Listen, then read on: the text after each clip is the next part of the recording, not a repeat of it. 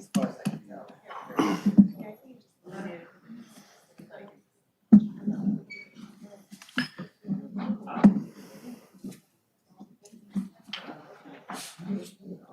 be an easy one because no one's in.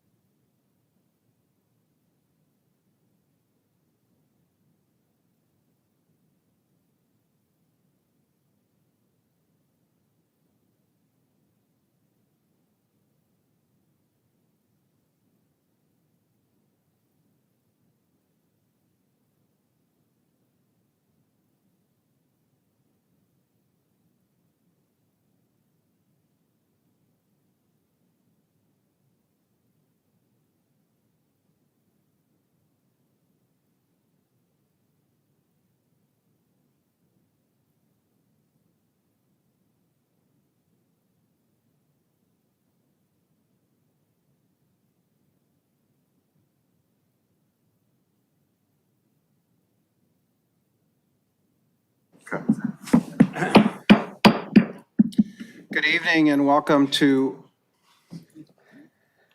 February 13th meeting of the Redondo Beach City Council. We are back from closed session. May I get a roll call, please?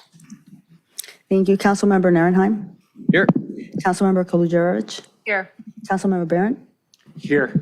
Councilmember Obaji. Here. Mayor Pro Tem Lowenstein. Here, thank you. Do we have any announcements of closed session? Not this evening. Okay, thank you.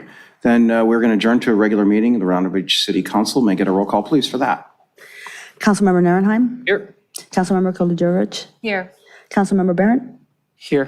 Councilmember Obaji. Here. Mayor Pro Tem Lowenstein. Here, thank you. Please stand for a salute to the flag and stand and pause for a moment of silence for Redondo Beach Mayor Bill Brandt.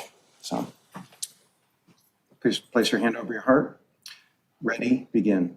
I pledge allegiance to the flag of the United States of America and to the republic for which it stands, one nation, under God, indivisible, with liberty and justice for all.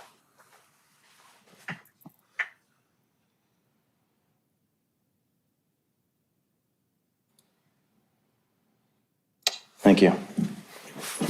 Okay. Okay, we're going to start off with, we have no presentations this evening. We're going to start off with council announcements. Councilmember Narenheim. Yeah, thank you, Mayor Pro Tem Lowenstein. A couple things. We start off with a couple business items first. I was at, not this weekend, but last weekend, I was up in Santa Barbara for the Independent Cities Association Winter Seminar, which is focused primarily on public safety. And ICA's many 40 plus independent cities from around, or different cities, not independent, different cities from around LA County, all different types. And we had some fantastic conversations there regarding the bail schedule, which really informed in a lot of minds. In fact, so much so the city of Manhattan Beach withdrew their portion of their lawsuit against the bail schedule change the following week. And we had Dr. Drew Pinsky there. Yes, Dr. Drew from Loveline. So if you don't know who Dr. Drew is or who Loveline is, go ahead and do a search and you'll see who he is. He was talking about fentanyl and about the crisis we have on our streets with the homelessness. And it was a very, very educational topic, and amongst many other topics that we had there. So I thought it was great to see everyone there and utilize that learning in the future. The next thing I have is I had my community meeting that was canceled for this past weekend. It was moved to February 24th. Supervisor Holly Mitchell will be there. We're also moving location and change as well to the Veterans Park Senior Center over in Veterans Park. So come one, come all, ask your questions. It should be a great little community meeting. Supervisor Mitchell is very excited to come down. I've been messaging with her staff. And this weekend, there is dog vaccinations happening. And I want to thank Gil and the dog park people. Free vaccinations and microchipping for the first 50 dogs. If more show up, that you come on down and they will give that to you. They will figure it out. It's a great service by this group, and I'll have a flyer on my Facebook page and well some other places. And I want to thank the Friends of the Dog Park for doing that. Also in Hermosa as well, that they're going to extend that to them as well. And on the sad note, just, you know, I really want to first just thank all those that have reached out to me personally for our loss this last week. It has been tremendously tough, I know, for everyone. The passing of our mayor who's been here, he's done so much. I had the honor of starting the 10K Sunday morning, and I told everyone in the crowd for our moment of silence as they run by the AES power plant, go ahead and wave, goodbye power plant, goodbye Bill. Thank you very much for everything you've done. Because December 31st was the last day of operation and he worked tirelessly. And I put together for Independent Cities Association kind of a memorial for the last 24 years of Mayor Brand's activism, of Mayor Brand's just community effort, how he ran for council, lost, came back again. You know, his battle with cancer mirrored his political and consumer community affairs here in Redondo. It was a constant back and forth, and he continued to win, continued to lose some fights, but came back roaring. And it's just amazing to see the outpouring of support from so many different parts of the state and outside of the state. So thank you to the community. I know his wife and friends and family are very thankful for that. Thank you. Hey, Councilmember Kalujarovich. Yes, thank you. I just wanted to say that, I know many of you knew and worked with Bill a lot longer than I had a chance to. But in that short time, it was really clear that he really loved this city. And his ability to just bring community together, and it takes someone really special to engage thousands of people to come out, work together, and even vote, and he did that. So just my sympathies, heartfelt condolences to his family, friends, and anyone he inspired in those moments. Thank you. Councilmember Obaji. I too am very saddened by the loss of Mayor Brand. He's been a strong supporter of District 4, of me personally, and we're going to miss it. That's all. Councilmember Barrett? Thank you, Mayor Pro Tem. Yeah, sad day, a sad week indeed. The passing of Mayor Brand. He was a very strong community activist, person of great integrity and consistency for those who knew him well. And he loved Redondo Beach. I mean, he truly did. He loved Redondo Beach. And he had a very positive and will have a very lasting influence on me. And he will be missed. He will be missed indeed. Thank you. One housekeeping item, the District 2 community meeting for February will be on Monday, February 26th, 6 to 7:30 p.m. on Zoom. I'll be joined by Alan Sanford of Beach Live Festival and Jeff Jones of Quality Seafood, both of which are the co-founders of California Surf Club. So they'll be telling us all about the plans for the California Surf Club opening, and hopefully we'll be getting them to comment on their memories of Bill. Speaking of that, I got a statement from County Supervisor Holly Mitchell, and I want to read it to you, and then I have something to say. Mayor Bill Brand was a fighter who kept showing up to serve the city of Redondo Beach while battling cancer. We have lost a leader who loved the South Bay and fought with all his heart to protect our environment. Just last month, Bill successfully closed the AES power plant after 20 years of advocacy with community members. This is just one example of Bill's lasting impact. I extend my heartfelt condolences to his loved ones, colleagues, and all who mourn him. Again, that's Supervisor Holly Mitchell. First off, I want to echo what Nils said. I want to thank everybody for the condolences to me and to the rest of the members of the council and to the staff here at the city. It's really clear that people are in mourning right now and trying to process the loss. There's really an outpouring of support online. I read all these comments on Facebook and Nextdoor, and it's really heartfelt. I met Bill back in 2007 when I was on the school board, and I was immediately impressed by his intellect, his magnetism, his friendliness, and above all, his humility. He was a really smart guy, but he got along with everybody.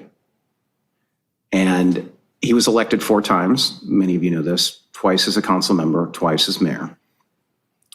There were no pretenses with Bill. What you saw was what you got. He told you what he thought, tried to bring you along, but if you disagreed, he'd work on you and then move on. And he'd be undeterred. And if you didn't necessarily agree, that was okay, but it was hard to defy the logic that he had. He always had the ability to explain things in a logical way. We owe him a tremendous debt of gratitude. And, he co-led the major zoning changes by making them decided by the voters. He fought over development at the waterfront, was there to shut down AES on December 31st of this year. And while he didn't live to see his dream of AES being open space, his dream still lives on among us. Whenever I talked to him over the last year, the first question I'd ask him is, how's your health? And he said, it's fine. And then he'd go into a litany of things. We got to do this, we got to do that, we got to do this for the city, right? He would never end. He was undeterred. And this just goes to show you that he always put the city and its residents ahead of his own well-being. And it's really hard for me to argue that anyone else loved the city. We all love the city with all of our hearts, but it's hard to argue that anybody else loved and cared about the city more than Bill. And in the coming weeks, we'll send Bill off and honor him with the ceremony befitting him. So stay tuned. I know a lot of you have asked me, are there services planned? And we hope to honor him in the coming weeks.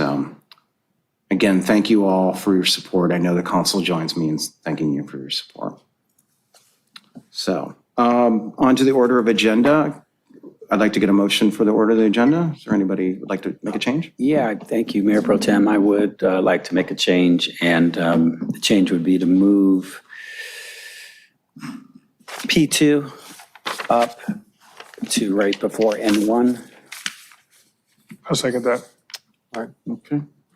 All in favor? Aye. Aye. Anybody opposed? Okay, so that will be before N1.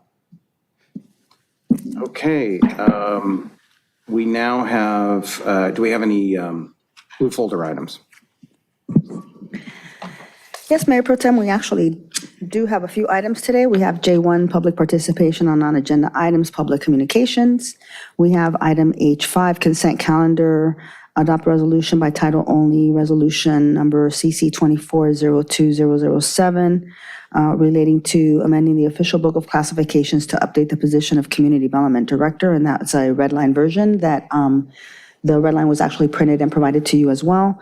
And item N1, discussion item on possible action regarding approval of redesigned city logo, and that was to replace the attached estimate cost with an updated matrix. And that concludes the blue item folders. Thank you. Can I get a motion to receive and file, please? Motion to receive and file. Second. All in favor? Aye. Anybody opposed? Okay, on to consent calendar items. These are items we pass all at once unless either council member or the public would like to pull any of these items. So I will go through the council first, and then I will go to public to see if anybody would like to pull any items. Councilmember Narenheim. I do not need to pull anything, but thank you. Okay, Councilmember Kalajevic. No, thank you. Councilmember Obaji. Yeah, thank you. Councilmember Barrett. No. Anybody in the public would like to pull any of these items on H1 through H7? Okay, And there's no one on Zoom or any comments requesting that. thank you. Okay, then can I get a motion for approval of H1 through H7, please? So moved. Second. Okay, all in favor? Aye. Aye. Any opposed? Okay, motion passes 5-0.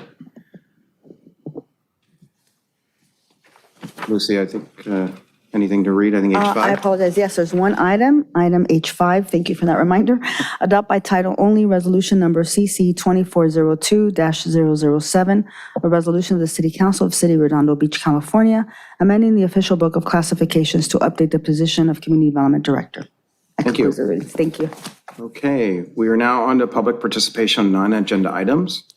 This is your chance to speak in front of the council for up to 3 minutes. It is we'll say it's 6:15 now. We'll round up. We'll go to 6:45. We'll start with cards first, and then after cards, anybody that would like to speak may speak. So the first card I have is Nikki Negrete Mitchell, and after Nikki is Kevin Mitchell.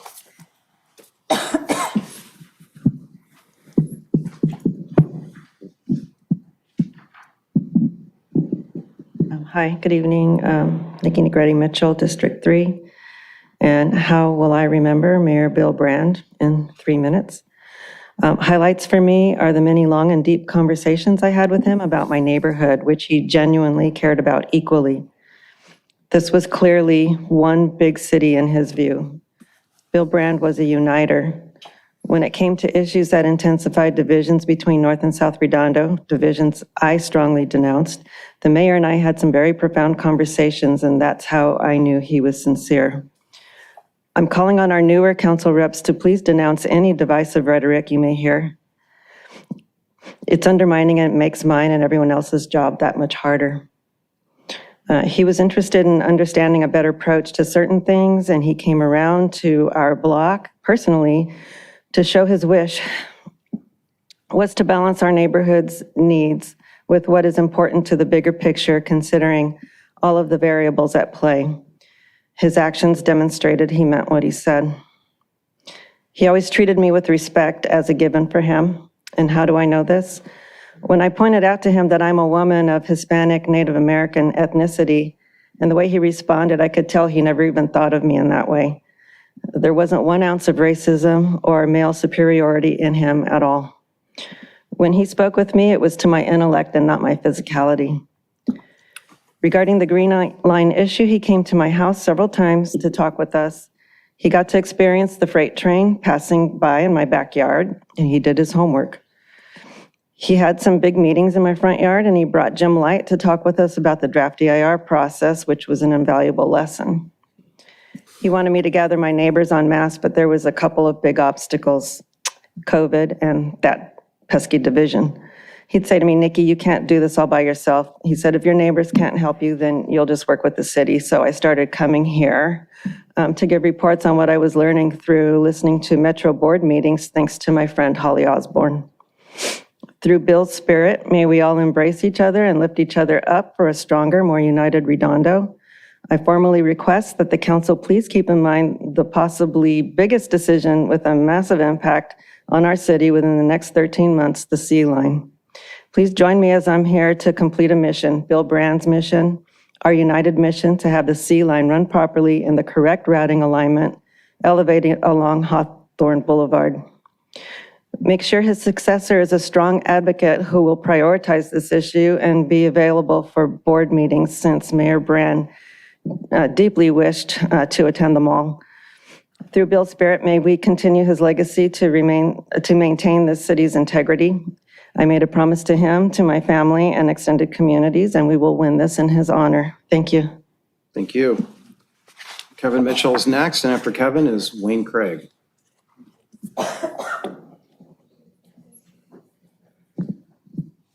Good evening, Council. Kevin Mitchell, District 3. Bill Brand came to my house, stood on our front lawn, and addressed a small contingent of my neighbors who were beginning to come to grips with the Sea Line extension and the row. He brought Jim Light, and together they discussed what they had been through with the AES lawsuit, where they had prevailed, and some of the particulars regarding Metro. They were there for a couple of hours, fielding questions, sharing strategies, and providing encouragement. I was surprised at the commitment to stay and talk. I thought as a mayor he'd have somewhere to be. Turns out he did, and it was my front lawn. When we first began coming to city council meetings, we got a taste of the divisiveness that lingered from the AES fight. Since I'm not young nor naive, I understand that people have interests. Those interests typically involve money. What Bill was able to reintroduce to the South Bay was stewardship. That is, the role of both leaders and followers to put aside the money pursuit and consider what is needed to preserve the integrity of the habitat, the field, the water, the beach, the ocean, the community. In today's world, truly a David versus Goliath battle. When Bill stood on our front lawn, he conveyed to us that the Metro project had political momentum that would be hard to stop. He suggested we consider not fighting the project, but to promote the solution, the Hawthorne option. So we began, perhaps a bit naively, to try and demonstrate why Hawthorne was the superior option. What we did not expect is that we would need to behave as stewards of the row. This is not simply a strip of land with some train tracks. It's an industrial hazard running through the heart of the South Bay. The toxic threat that it represents currently would only be compounded by another adjacent industrial infrastructure. An accident here could doom the South Bay for generations. So for us, it's been both a journey and a wake-up call. We will continue to speak to our neighbors, our city councils, our council of governments, and the Metro Board to implore them to be good stewards, like Bill Brand. Okay, Wayne Craig, and then after Wayne, anybody who'd like to speak.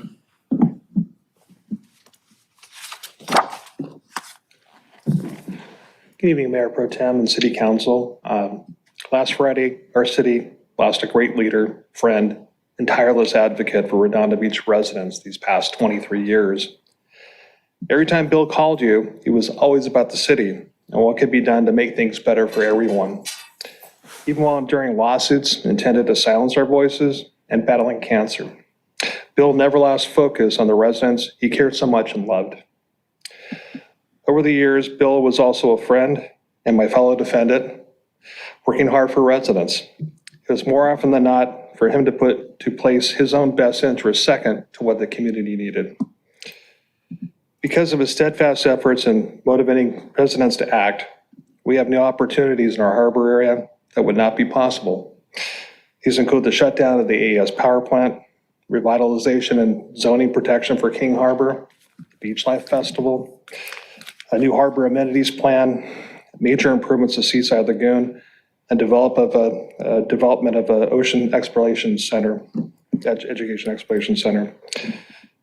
Bill also was a role model who never lost focus on the vision for a better city, even when pro-overdevelopment opponents did their worst. At those times, Bill always acted above the phrase saying, just ignore them, and together we will pick up the flag and move the city forward. While he may be gone, his memory and his mission continue in the hearts and minds of those he left behind. You will be remembered, dear friend. Thank you.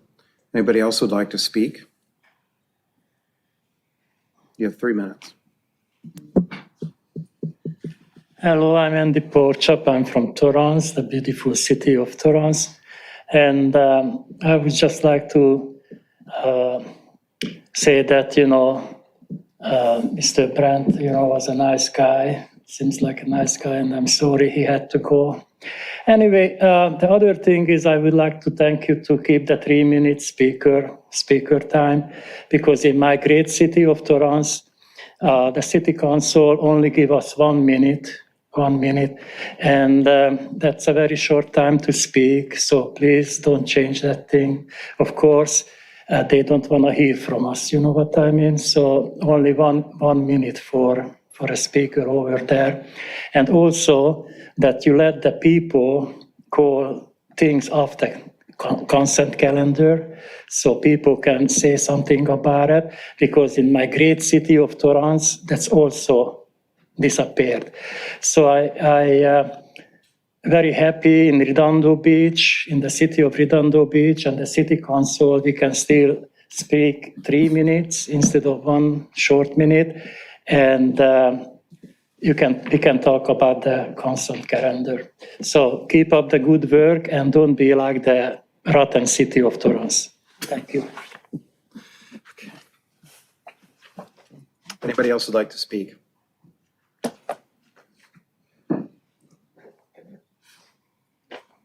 Rita Loy, 2nd District, resident of over 66 years. I've seen many mayors come, I've seen many mayors go, but I don't recall one ever passing. Unfortunately, it says, not only was Mayor Brand mayor, the city that I've lived in for all these years, he was also my councilman in the 2nd District. But I can honestly say I can call him a friend too.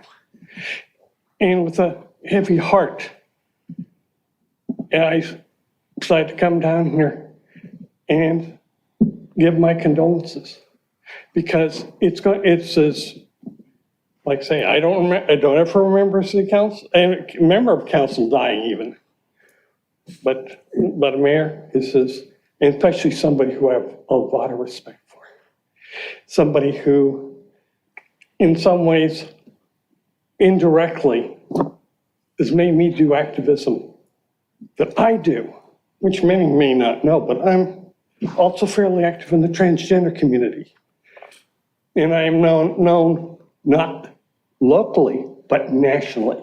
There's people who know of me on the East Coast that I don't know, but they know my name. And it's because of him.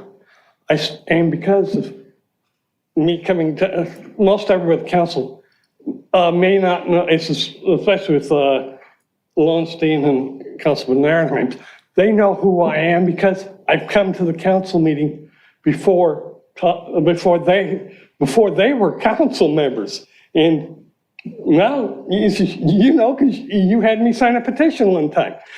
But that's part of the activism that a lot of people don't realize what we can do is be active in what we are, where we are, with whatever community we're involved with. Because the old adage, politics is local. Well, this is local. How local can you get? Your city council. This is why I come up every so often, make a comment, because it's part of my activism that I'm doing and trying to perform. And one of the things that I've been trying to do is set up a veterans group that will be having an annual meeting over in Torrance. And when that comes out, I'll let you know, because it's up in the air right now. When that happens, I'll let you know and be more than happy to have your support. Thank you. Anybody else would like to speak on non-agenda items this evening? And there's no one with their hand raised on Zoom. There's no one. Okay, thank you so much. We're going to now go to item P2, which is discussion and consideration of the mayor's appointment to the Public Arts Commission. And I don't know if, Well, I'll make a motion to approve the mayor's recommendations to Orhan Tanner to the Public Arts Commission for the remainder of the term. is there a second? There is a second, and we are fortunate enough to have Mr. Tanner here today, and hopefully he can come and speak to us when he has at the appropriate time. Okay. Anybody else would like to speak to this? Sure. Okay. Orhan Tanner applied for the Art Commission, I think, when I first got elected to City Council, and he has reapplied time and again to get on the Art Commission. And there just was a resignation of an Art Commissioner, which is how Orhan Tanner got appointed. So it's credit to him. Thank you for your dedication and interest to be on our Art Commission. And it's a lesson to everybody else out there who wants to get involved in city government. Just keep on trying and you will get there. And Orhan, notwithstanding his interest and denial to get on the Art Commission, has continually offered us ideas for proliferating art here and posting about art opportunities in the city and in the region. And he's continued to, even when that particular commission wasn't available, he's continued to stay engaged and involved on other commissions. Whereas, some folks may have just packed up and gone home. He's always been with us, and I do appreciate that. Orhan, would you like to speak for the council? And I would just note, as Mr. Tanner approaches the podium, I think, and our city manager maybe could correct me, this may very well be Bill Brand's last official act as mayor. Yes, I believe, given the circumstances, yes, this was an appointment that Bill made a couple of weeks ago, asked the clerk's office to put it on the agenda. It didn't get on the prior meeting, but it's here tonight. So the timing is a little ominous, but yes, this was, I think, Bill's last direction. Good evening, Council. I'm obviously beyond honored to be nominated for this position by our beloved Mayor, Bill Brandt. And I know that you haven't approved it yet, but I thank you for approving my nomination. As a council member, my council member, Barrett mentioned that I think also Council Member Obaji, I had the privilege of serving on the Preservation Commission for the past 2.5 years. So I assume there will be a vacancy there. Start thinking about that. It's a great commission. It can do much more, in my humble opinion. But it's great amount people, wonderful people. One of the first things that I plan to do in my new commission is to propose the consideration of making a suggestion to the council by my new council about a public art project or a commission honoring the legacy of our late mayor. I just wanted to mention that.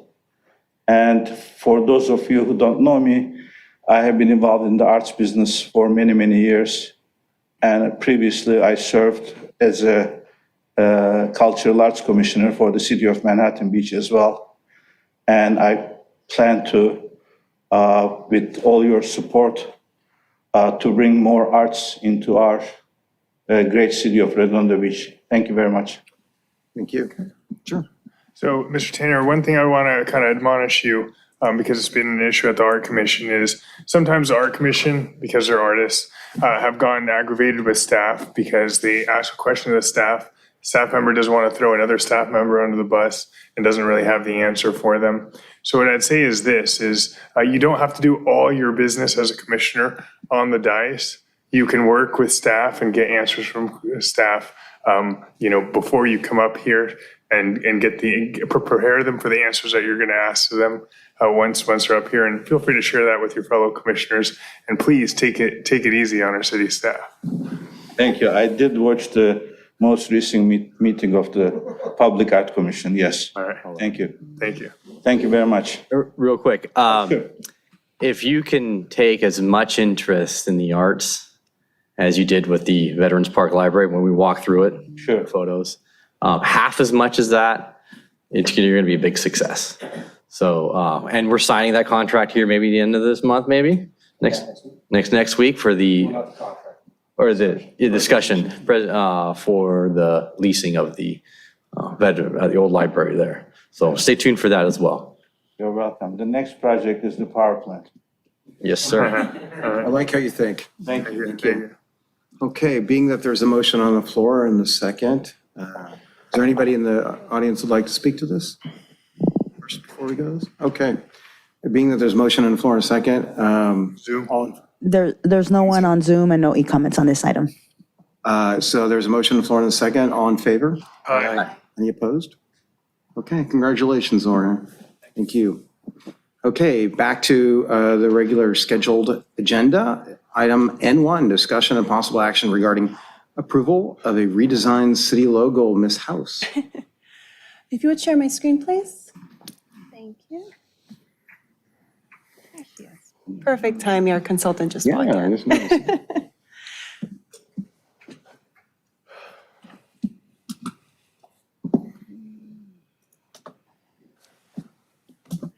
Thank you. So tonight for your consideration is the redesign of the city logo. And as you know, this is a strategic plan objective. Council directed staff to go ahead and pursue a streamlined logo redesign for the city logo. And in February of last year, we were directed to enter into a contract with Stellan Design for design services. As part of the scope of work, Jorda Small, who's with us here tonight, she was going to work with a redesign committee made up of our Redondo Beach residents. All of them represent different backgrounds and different districts within our city. And they met regularly and discussed iconography, design, brand alignment, imaging. And at the same time, we also did several other outreach efforts, surveys. There were stakeholder interviews conducted. And this all took several months. We're at the 1-year mark today. And we initially brought this item to you back on October 17th, on October 2023 on the 17th. And at that time, staff was directed to work with Jordis to prepare color palette alternatives. And so you'll see here, I have several slides that include these, and I can easily bring these up again later for you to consider and discuss, but I just want you to know we have these up and available for you. And then staff was also directed to put together a preliminary cost estimate of what it would look like to actually roll out the new logo. So one of the options is to do a slow and phased rollout and implementation. And the other option was to just do everything all at once, get that logo out as soon as we possibly can. And you'll see the cost estimates for those up on the screen. And again, I can bring these back up when you're ready to discuss it. And so after your discussion tonight, you do have 3 options. The first is to approve the redesigned logo and to select a color palette. And if that is the direction you give staff, and that's the option you go with, we would then direct Jordis to complete our design guidebook, and staff will start working on an implementation plan that we would bring back to you for approval. The second option is to continue the redesign process and to, we would just ask that you give us direction on how you would like us to do that, if that's the option you go with. And then the last option is to discontinue the process. And in that case, we would just use the current logo or the city seal where needed. And so I am here to answer any questions you may have, as is Jordis. She gave you a very long and thorough presentation last time. She's happy to speak on color options and any other questions you may have about the logo she redesigned. Okay, thank you. Could you go back to the folks that were involved? Again, I just want to make sure that they're given their due recognition. There was somebody from each district, and they spent a good amount of time involved with this, so I want to thank each and every one of them for being involved, so that their names are up here, so thank you all. And I was fortunate enough to have Ms. Small in my community meeting. I know several of you, maybe all of us, have actually had that. And quite good presentation, Jordis. Thank you so much. So I'll entertain comment from anybody. Would anybody like to speak first on this item? Okay, Councilmember Obaji, looks like. I think my hand was up from before, but sure. Okay. I thought our direction was to come back with where are the color palettes that we're looking at? So they were attached to the report, and I have them up on the screen as well. Okay, which attachment are they? Presentation, Redondo Beach Strategy Session 1, April 19, 2023? Or there are a lot of attachments here. There are. But sorry, so looking at this.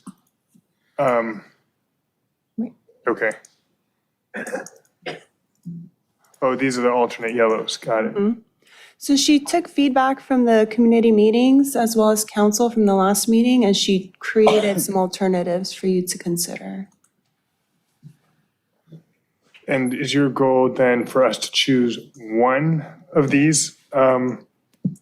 So Or the rank initial, so I'll bring it up on the screen right now. So you'll see over there in the bottom left-hand corner, that was the initial primary logo color palette she provided last time. And there was quite a few comments about that yellow not being everyone's favorite. Mustard So yellow. she went back and she started tinkering with it. So it's why we have these 6 yellow options, if that's the way you want to go with it.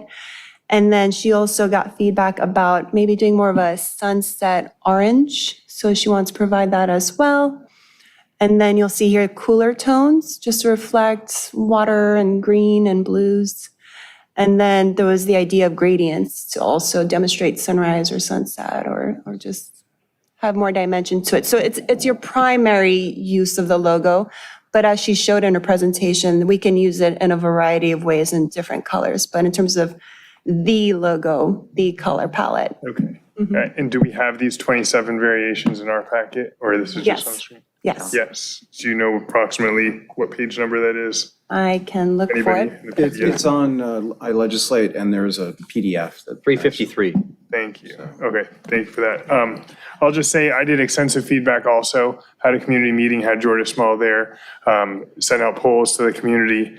The only gripe, okay, there is a minority of the population that, didn't see a need for a logo, new logo, or doesn't like either logo.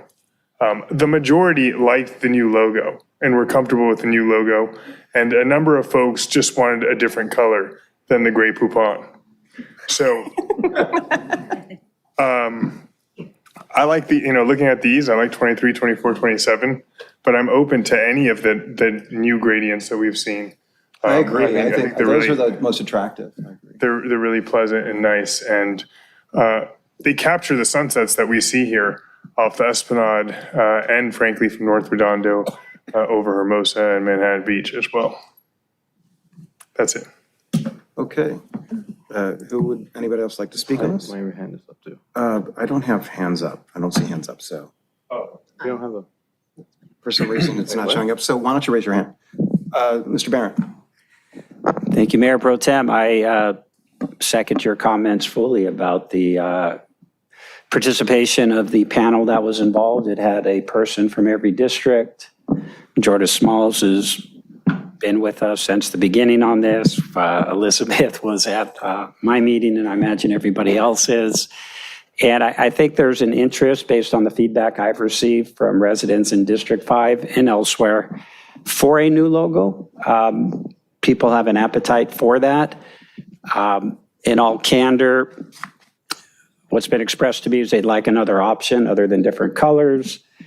I've become aware that Hermosa Beach had a model where they got more input from the community, local artists, high schools, people to come in and say, how about this look? How about that look? Kind of like what we did at the skate park, right? We had different murals.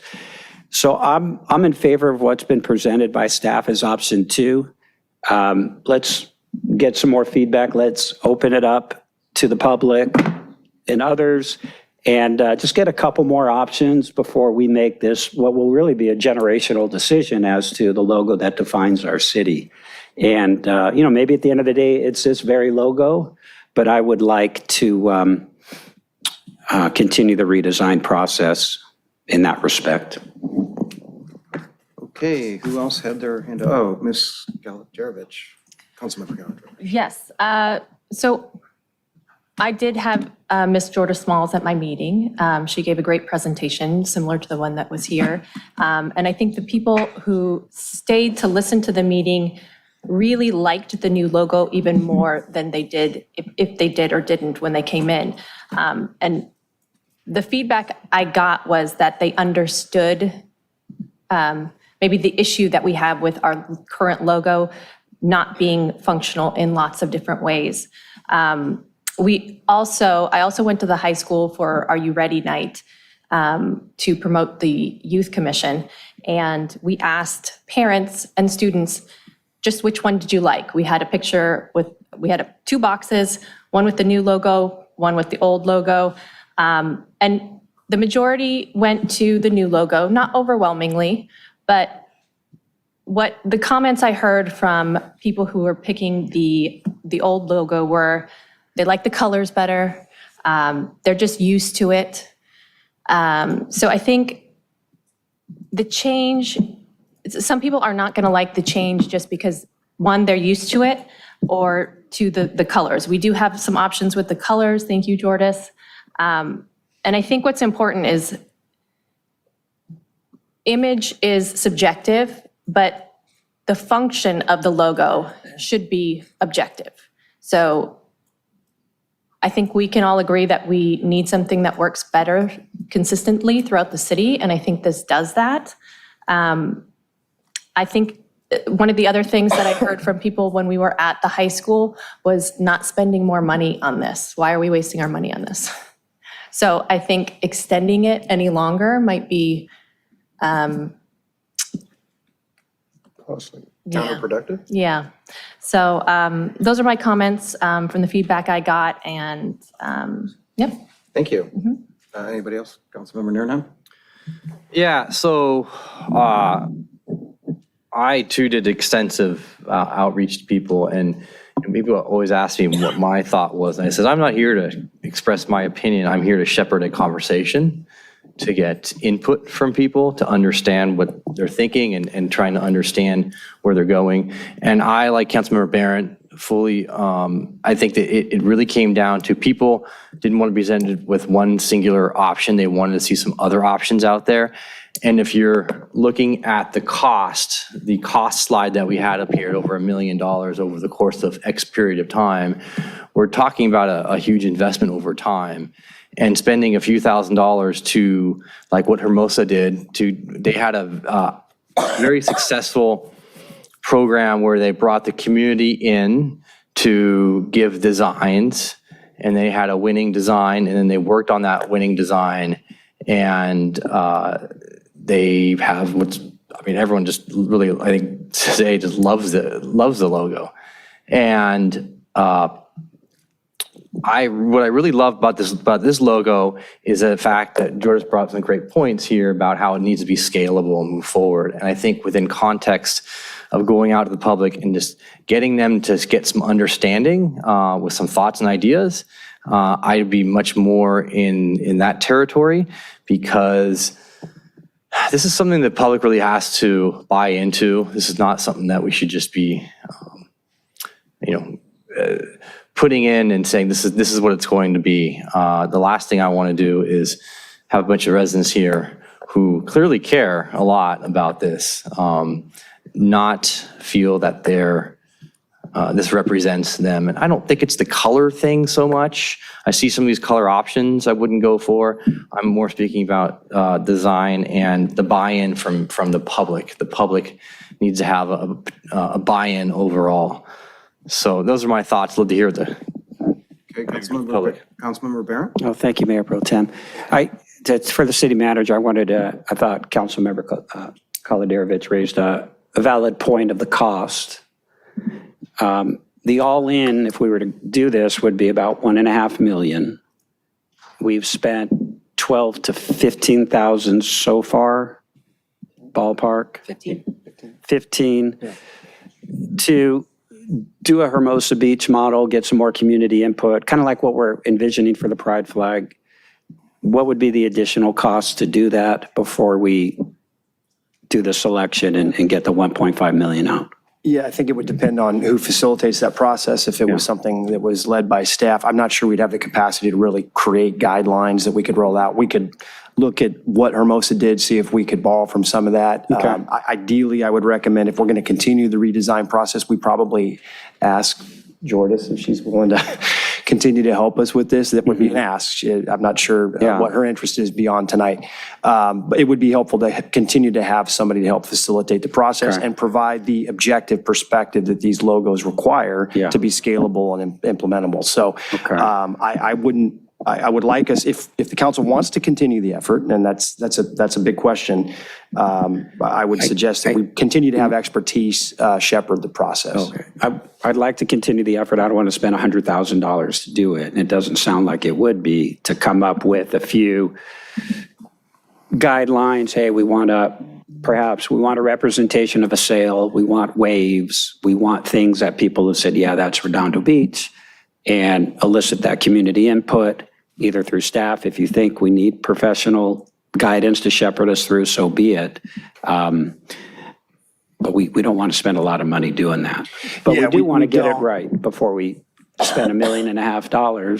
Let's get a couple more options. Go ahead. Yeah, all I was going to add is the alternative to money in this case, right, is time, and in particular, Ms. House's time, and perhaps anybody else that we would pull in, Gary or others. That would be the other impact. If we didn't have a consultant to help us facilitate the effort, it would impact existing resource. So, I think likely the cost would be comparable to what we've experienced thus far, but without having gone and formally sought proposals, I couldn't tell you that definitively. But I think it's in the tens of thousands, not the hundreds of thousands, certainly.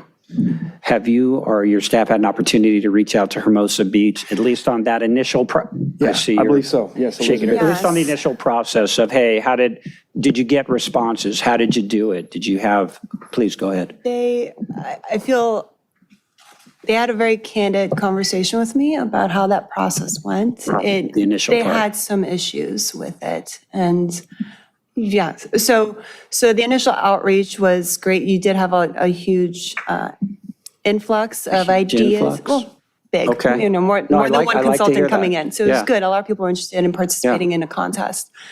But when it came to refining the logo, when it came to creating a design guidebook and expanding that and actually implementing the logo, there were some issues that they encountered with that.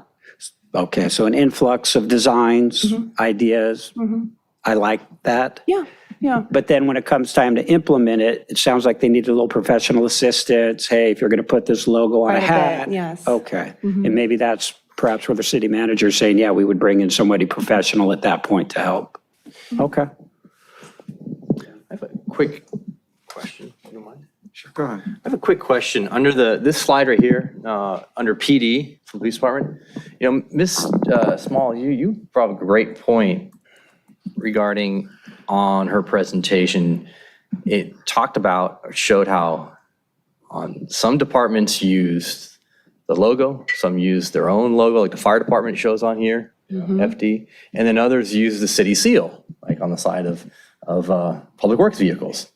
But the seal and logos are two totally different things. Seal's the official seal, it can't be used anywhere. And the logo is something that we can reproduce and sell and trademark and move forward with. Why is it that on here it says PD already uses city seal on badges and patches, no replacement necessary, when it wasn't the point of this to change those patches out? So I'm going to let our chief speak to that because he had some good points he brought up with me, and that's why I included that in there.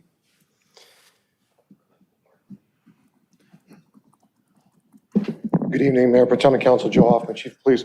So one of the reasons there is, just as you stated, is that nobody else can use the city seal, and it's a symbol of the authority that we have in Redondo Beach that can't be reproduced legally. So the badge has the official city seal of Redondo Beach, which is in the municipal code, which can't be legally reproduced, and same with our shoulder patches. So nobody can make one of these legally and resell it, where the logo, like you just said, is a different circumstance. So if somebody, and we have had situations in my 30-year career here where people impersonated Redondo Beach police officers. And it's very unfortunate, but if they were to produce a fake badge with the logo, with the seal on it, that would be an issue. Where if somebody did one with some other sort of logo that they created or that wasn't protected pursuant to the municipal code and law, then it would be a different issue. So based on the legal authority that we have with limiting the reproduction of items with the city seal on it, that is why we brought that issue up. Perfect. Okay, thank you, sir. Thank you. Just Okay, to we have one. add to that, actually. Sure. As a resident who would be pulled over or whatnot, do you know what the city seal looks like? Like, would you be able to identify that that was the officer with, like, that was our seal as opposed to Torrance's seal or someone else's?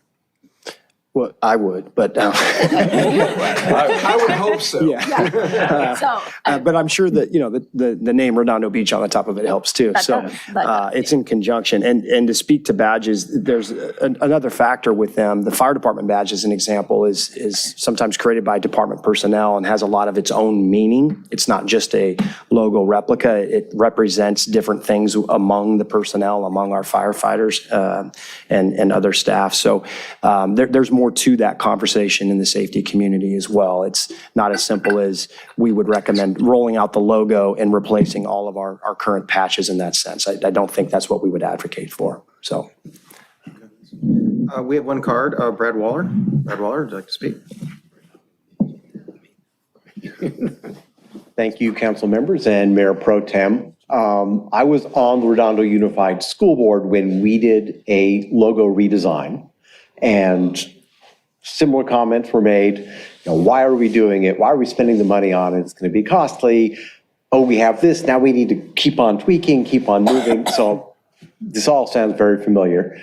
So welcome to that process. When I first saw the city logo proposed, I looked at it, it's like, it just doesn't do anything. But then when I heard Jordis's presentation and the reasons why there are issues with the current logo and what we can do with the new logo and how it would work, it really actually swayed me from being on the negative side to a strong positive. And that's why I'm here today in support of it, is because I think it's come a long way. What color, what gradient exactly you use, I'm not a color person, I'm not a design person, so I'm not going to get into which one of those I like better. I'll let you guys figure that out. But I think we've got something here that people can get behind. Anybody that has been to her presentation, the majority of the people that show up are swayed and they like it. So I would recommend making the recommendation today and going forward with the logo and not moving on to another phase. When you open it up to the public, you're going to get hundreds and hundreds of ideas, and it's going to get very complicated, and you're no longer going to be having the professional experience along with that committee that you created with representatives from every district that have already been through many of these exercises about, what does a city mean to you and what are the symbols and all the things that will come out again. And I just fear that it could be another year before this is done. You've done a great job. And if you do implement it, that phased implementation makes a lot of sense, because what that chart was showing was that it's not $1.5 million to implement. It's really a net zero if you wait for things to be needing to be replaced, street signs and so forth. Whether you want to do all the uniforms at once, because it's only a $20,000 or $30,000 jump, that's much smaller. But for city signs and the things that are going to be 6 figures, implement them slowly, move it in, and go ahead. Thank you very much. Thank you. If you'd like to speak, come up to the podium, announce yourself as well as where you're from.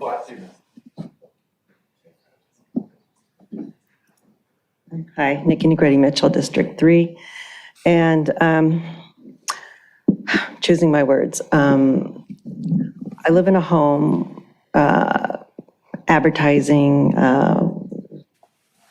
brand development and whatnot. I agree with Councilmember Barrett and was it Nierenheim who said to keep going, seeing more ideas. I requested specifically adding another element to the graphic and also something with the kerning on the typeface, but so I don't know, we haven't had a chance to see any of that. The color, I like the color gradient in number 23, but I don't know if I don't know. I still need to see another element. That was a lot of the comments that I saw online were about that. And if it wasn't that, seeing another element, then it was the original current logo with different color. So anyway, like I said, I'm in agreement with the two council members to continue to pursue ideas on adding another element or two to the graphic. Thank you. Okay. Thank you. Would you like to speak, sir? Come on up. Please announce yourself and where you're from. Hello, I'm Todd Dorham. I'm from Redondo Beach. Grew up here, went to Redondo High, graduated 25 years ago. I perform and produce stand-up comedy in this area. I draw talent in and I draw audiences in with them. And on Sunday, I'm driving home from church and I see this logo on the streets. And you guys have seen some of them. One of my friends was replacing these things, and this is what the logo I grew up with. You all can recognize what that is, right? Sure. What is that? Sailboat. It's a sailboat. What's that? That's a sailboat. Okay. We're the only city that has a harbor. That is a signature element to our city. Why are we comparing ourselves to Manhattan Beach, to Hermosa Beach? We don't need to. They have their own logos. Manhattan Beach has this. What's that? Please talk to the council. Sorry. Yeah, thank you. It's the pier. They have a pier. So their logo is the pier. Hermosa Beach changed their logo from this, which was built in probably like the 50s or something, and they kind of switched it up just a touch to look like that. Not that much different, okay? So for 40 plus years, we had this sailboat logo, and it was awesome. It was on every street sign. And now, and then we changed to this, which is not really like recognizable to anything. And then the street signs that we have here is like yellow custard with like whipped cream in the middle or something. It's not recognizable. Yeah. If you're driving through, you can't see what that is. There's no way that you could just look at it and be like, that's a thing, because you don't know what it is. So with that being said, this is so clean. And to the point of a couple people, if you open this up to the room, it's like everyone has their opinions, but they're not experts. Jordis is an expert, and she put these together. And you know what these logos look like? Something that somebody would like have as a poster. An Airbnb would like put it up in their room, or like you wear a t-shirt like that. You want bros wearing t-shirts or hats or like, you know what I mean? It's just like a part of the deal. And with respect to the officer who came up and said that the official seal in the badge, it's like, okay, if someone's going to impersonate an officer, they're going to duplicate the seal too. Like, I don't think that should be an issue. They can keep the seal on a badge, but also wear the logo to be a part of the team. Because officers, firemen, they're all a part of the team. So be on board with the team, and that team is a cool sailboat because we're the only city that has a freaking harbor and sailboats. Like, that's a signature part of the South Bay. So it looks good. I think it needs to stay. And regarding 1.5 million, I think that money could be made back by selling the stuff. From a logo standpoint, I envision people wanting to wear that, and like everyone's on board with it. Redondo Beach is like simple. It's clean, it has a harbor, and that should be the logo. Okay, come on up, please. Yes, anybody who'd like to speak, you can speak after the next speaker, so. I appreciate what he said about this being a harbor. Oh, I'm Jill Clausen. I'm a Redondo Beach resident for 30 years. Thank you for allowing me the opportunity to speak. I do appreciate his feedback about the sailboat and us having a harbor. Unfortunately, to a lot of us, it doesn't look like a sailboat. It looks like a shark's fin.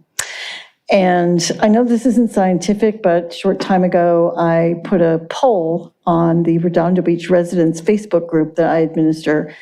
And we had 81 responses to various different logo options. And we did include this new one. And out of 81 votes, only 2 people voted for it. So I don't mind that we want to just keep it simple, but straight lines aren't waves. And a shark fin isn't a sailboat. That's all I have to say. Thanks. Thank you.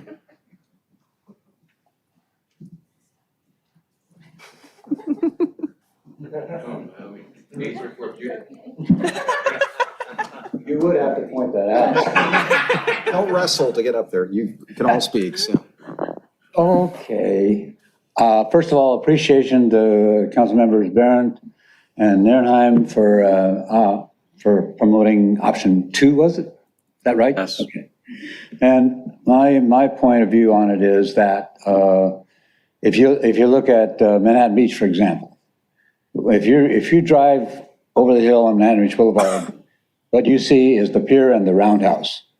That's the most remarkable visual thing that exists to anybody just arriving in Manhattan Beach.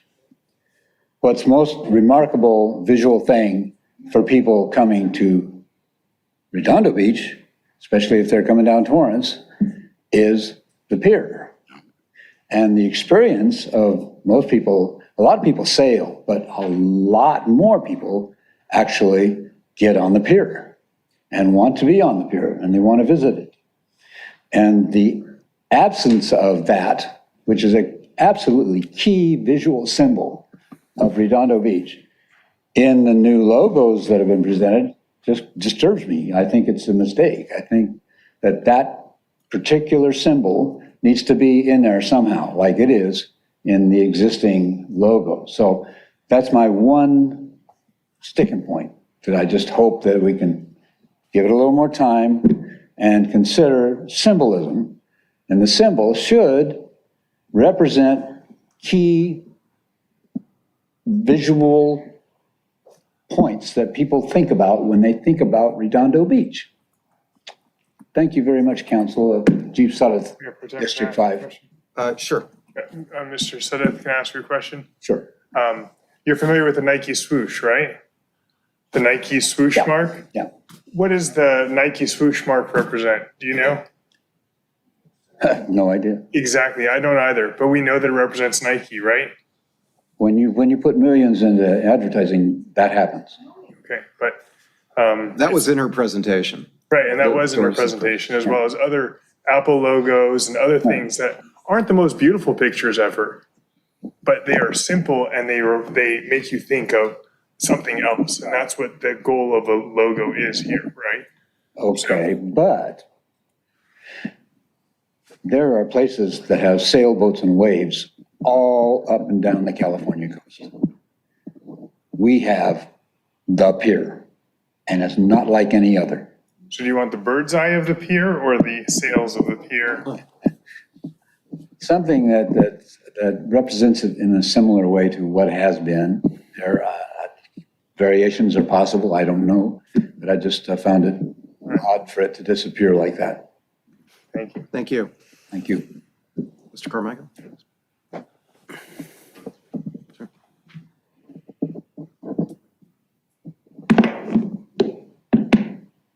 Please. Oh, Commissioner Carmichael, District 5. I always forget that part.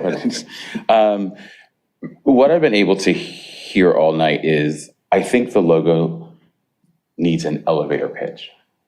I'm sorry, Mayor Pro Tem. Sure. Council.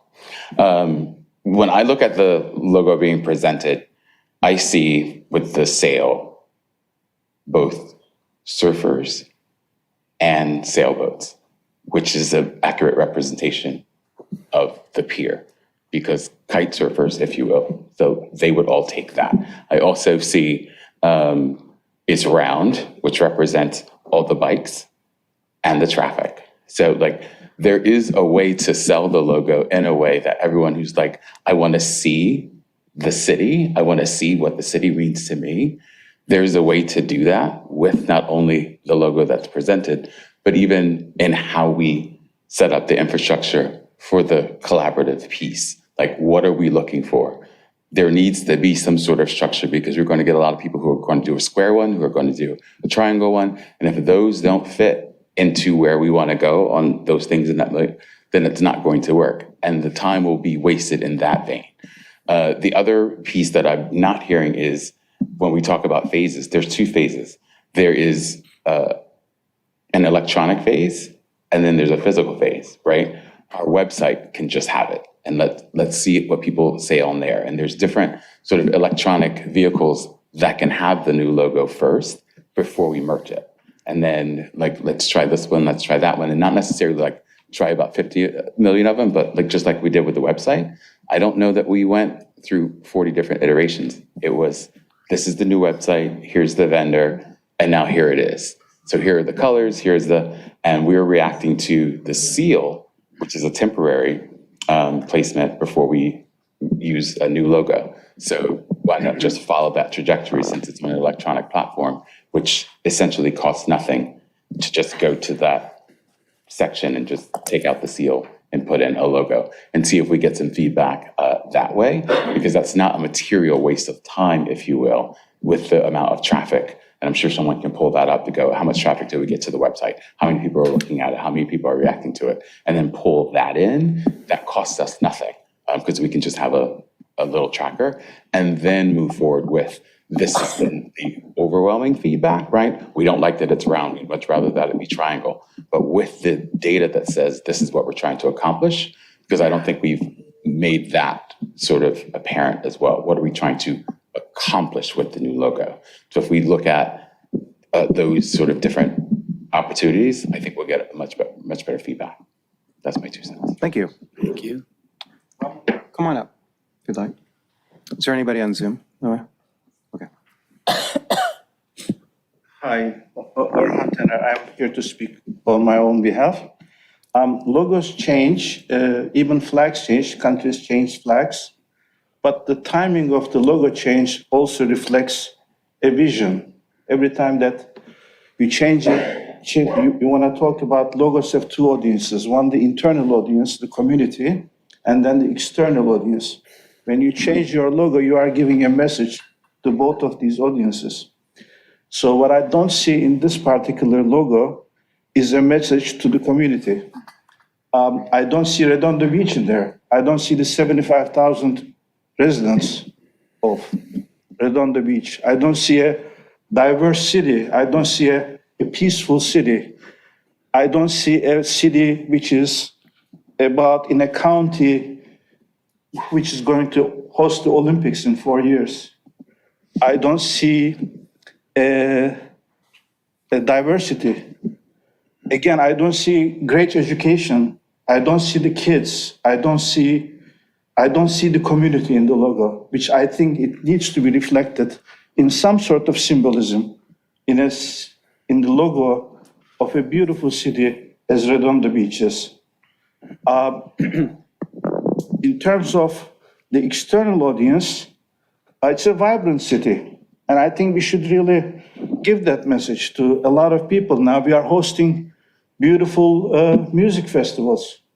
We have a gorgeous performing arts center that none of our neighbors that we saw the logos of have the luxury of having. Hopefully we will have more cultural activities. Again, we have a great education system in the city.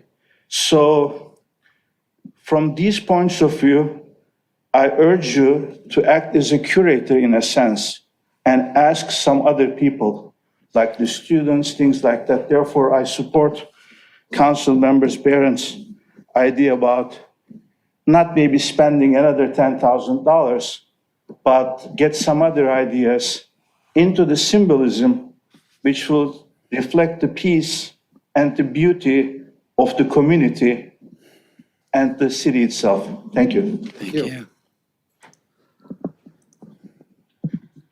Good evening, Mayor Pro Tem and Council. JB Pagliano, District 1.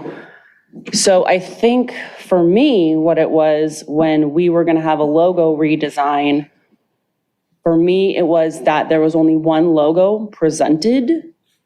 And when you hire a designer, in my experience, they give you maybe 4, 6 options. So for me, I took it very personally, like, oh, they made the decision, this is our new logo. And community input was really important for me. And I think the community would like to have input. So just having the decision kind of made already that here it is, was not really the way to go. But I understand not having 6 options, right? Because I mean, you're gonna get so much feedback as you did, but having, maybe 4. And, okay, wait, I'm getting a call as my notes are up. So also I did come up with the same conclusion that it had major shark fin vibes. I just thought of Jaws. So that was interesting. The color, the mustard color wasn't very appetizing. The waves did look like a lake, and it was a sunset vibe, but it was flat, which is kind of doesn't really happen here. That happens usually in the morning. But I do like that it was round, because Redondo means round. So I think that is very good that the logo chosen was a round logo. It has to look good on apparel and products. I like the simplicity of the logo. I do like simple, modern, clean. This also has to look good on embroidery, I feel, because, hats and shirts and things that are embroidered. And we want people wearing Redondo Beach hats. Everyone wears Hermosa or Manhattan. We want Redondo in there as well to represent our community. And I think before decisions made, community input should happen, and a decision shouldn't be made tonight. Maybe another redesign of another logo, an alternative. But I don't think a decision should be made tonight, because there should be some community input. And thank you guys for letting me speak. Thank you for your service. Good evening, Mayor Pro Tem and Council. My name is Carissa Gallardo. When I saw the logo, I really appreciate the simplicity of it and the modern look of it. And I understand why that happened. And I hope it stays that way. But there wasn't, as Jamie had just said, there weren't any other options for us. It was, here's the logo, and that's it. The options were maybe a little bit with the colors. But I thought that was, at least if there were 2 even, or 3, that would have been nice. Because I do believe that the sailing does represent us, but there's so much more to Redondo. And sailing was I was just in La Paz, Mexico, and they have a harbor, and everywhere. Newport Beach has the harbor. Like everywhere has the sailboats. So it doesn't make anything unique to Redondo. What we are unique for, and if you type in what is Redondo unique for or anything, it's the Horseshoe Pier. It always comes up. We are the only city with a horseshoe pier. And I think that represents what we are. If we do keep the logo as is, waves would be nice, because it really does look like a lake. And the shark vibes, it looks like a shark or a fin instead of a sailboat. So those kind of things, just some tweaks, but I do appreciate all the time and the work and the simplicity, but I do think it was set up for failure because there was only one option. This is our new logo. So anyway, I'm glad it's not mustard though, now. Can I ask, did you participate in the three surveys that went out? Mm-hmm. Okay, but you did see the alterations then, there were some differences that were presented in those. Yeah, not much though. It was pretty much kind of the same kind of vibe as like the sailboat and things like that. So, but I did participate in each of those. Okay. Yeah, thank you. Anybody else in the audience like to speak to this? This is not spoken. Hello, everyone. I'm Andy Porchop, I used to live in Redondo Beach, but they chased me out of the city, so I moved to Torrance. Anyway, I'm not against this design, although the lady was correct. It's no waves. And, sailboats have everywhere. And really that mustard color, it's supposed to be representing the sunset. But, where is the blue sky and where are the clouds? The blue sky with the beautiful white clouds. But this doesn't really matter. What matters is you want to spend over $1 million for this. I don't know how much money the city has, but I think $1.5 million could be spent much better. What we don't have, or what you don't have actually. My city went through this, the master plan and this and that, and luckily they abandoned the idea.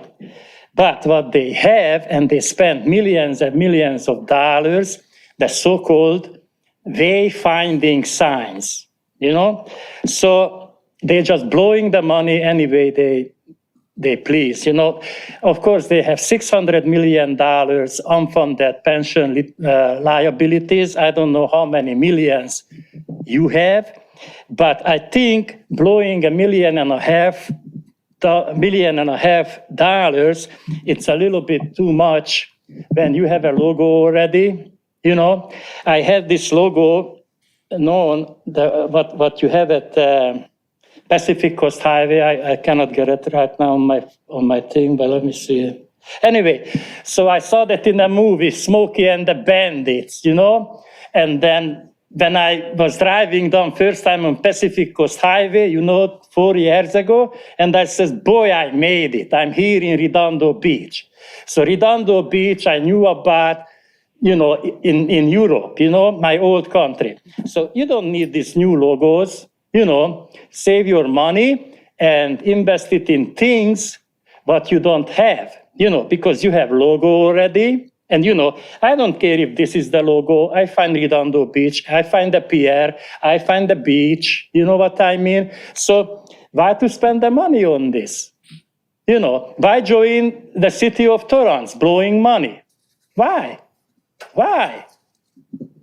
Huh? Why?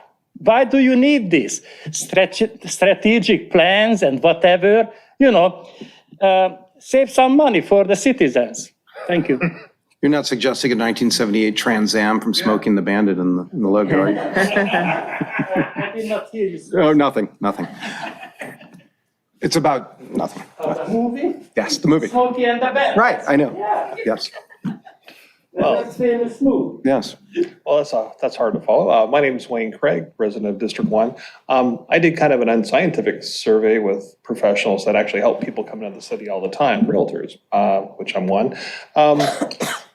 The discussion started out with saying, hey, what are the attributes you think about Redondo Beach that are important, and what would look good in a logo? And fortunately, the first thing they came up with was a 3-and-a-lot condo complex, because that's pretty much what we have. And I think one of our Mayor Pro Tem has a poster on the wall that says Redondo Beach. So, but when I did show them the logo, and that was coming up, and I got some mixed reviews. I think it's getting there. It's certainly, I don't think all the way there. And so I would like to echo what Councilmember Barron and Nierenheim seem to be saying, is that, maybe opening it up a little bit more for some modification. Obviously we have a harbor, that's a good thing. But oddly enough, most people I talk to think of the pier, because it's a horseshoe pier. That was a really common thing. How you graphically represent that, I don't know. I think that'd be kind of tough. So anyway, thanks again. Thank you. Anybody else? Zoom. Yes, we have Scott Elliott. Please unmute yourself and you may begin. Hello, my name is Scott Elliott. I'm a business owner in Redondo Beach, District 3, and I am here to give a little comment on that this item. I've seen the progression of this, but I also believe that, as mentioned earlier in your slide, that there was a committee with someone representing each district who spent a year with Jordis and her team working through design iterations, cleaning things up, making sure there's unification across all branding outlets, and kind of thinking through that whole concept of branding. And so if we were to then just put this out to the public, as we can see tonight, everyone's an expert and has an opinion, but I would imagine each of those committee members that were working with Jordis for this past year also did their individual, outlets of asking and pushing this out to their spheres of influence. But I think one of the items that was addressed in the previous presentation is currently Redondo. The branding is so disunified currently, right? One department uses one logo, another department uses a different logo. And so there's no unity amongst the city departments of sense, this is who we are. This is Redondo Beach. This is our branding. Hey, your firemen are wearing this logo and you want this hat too.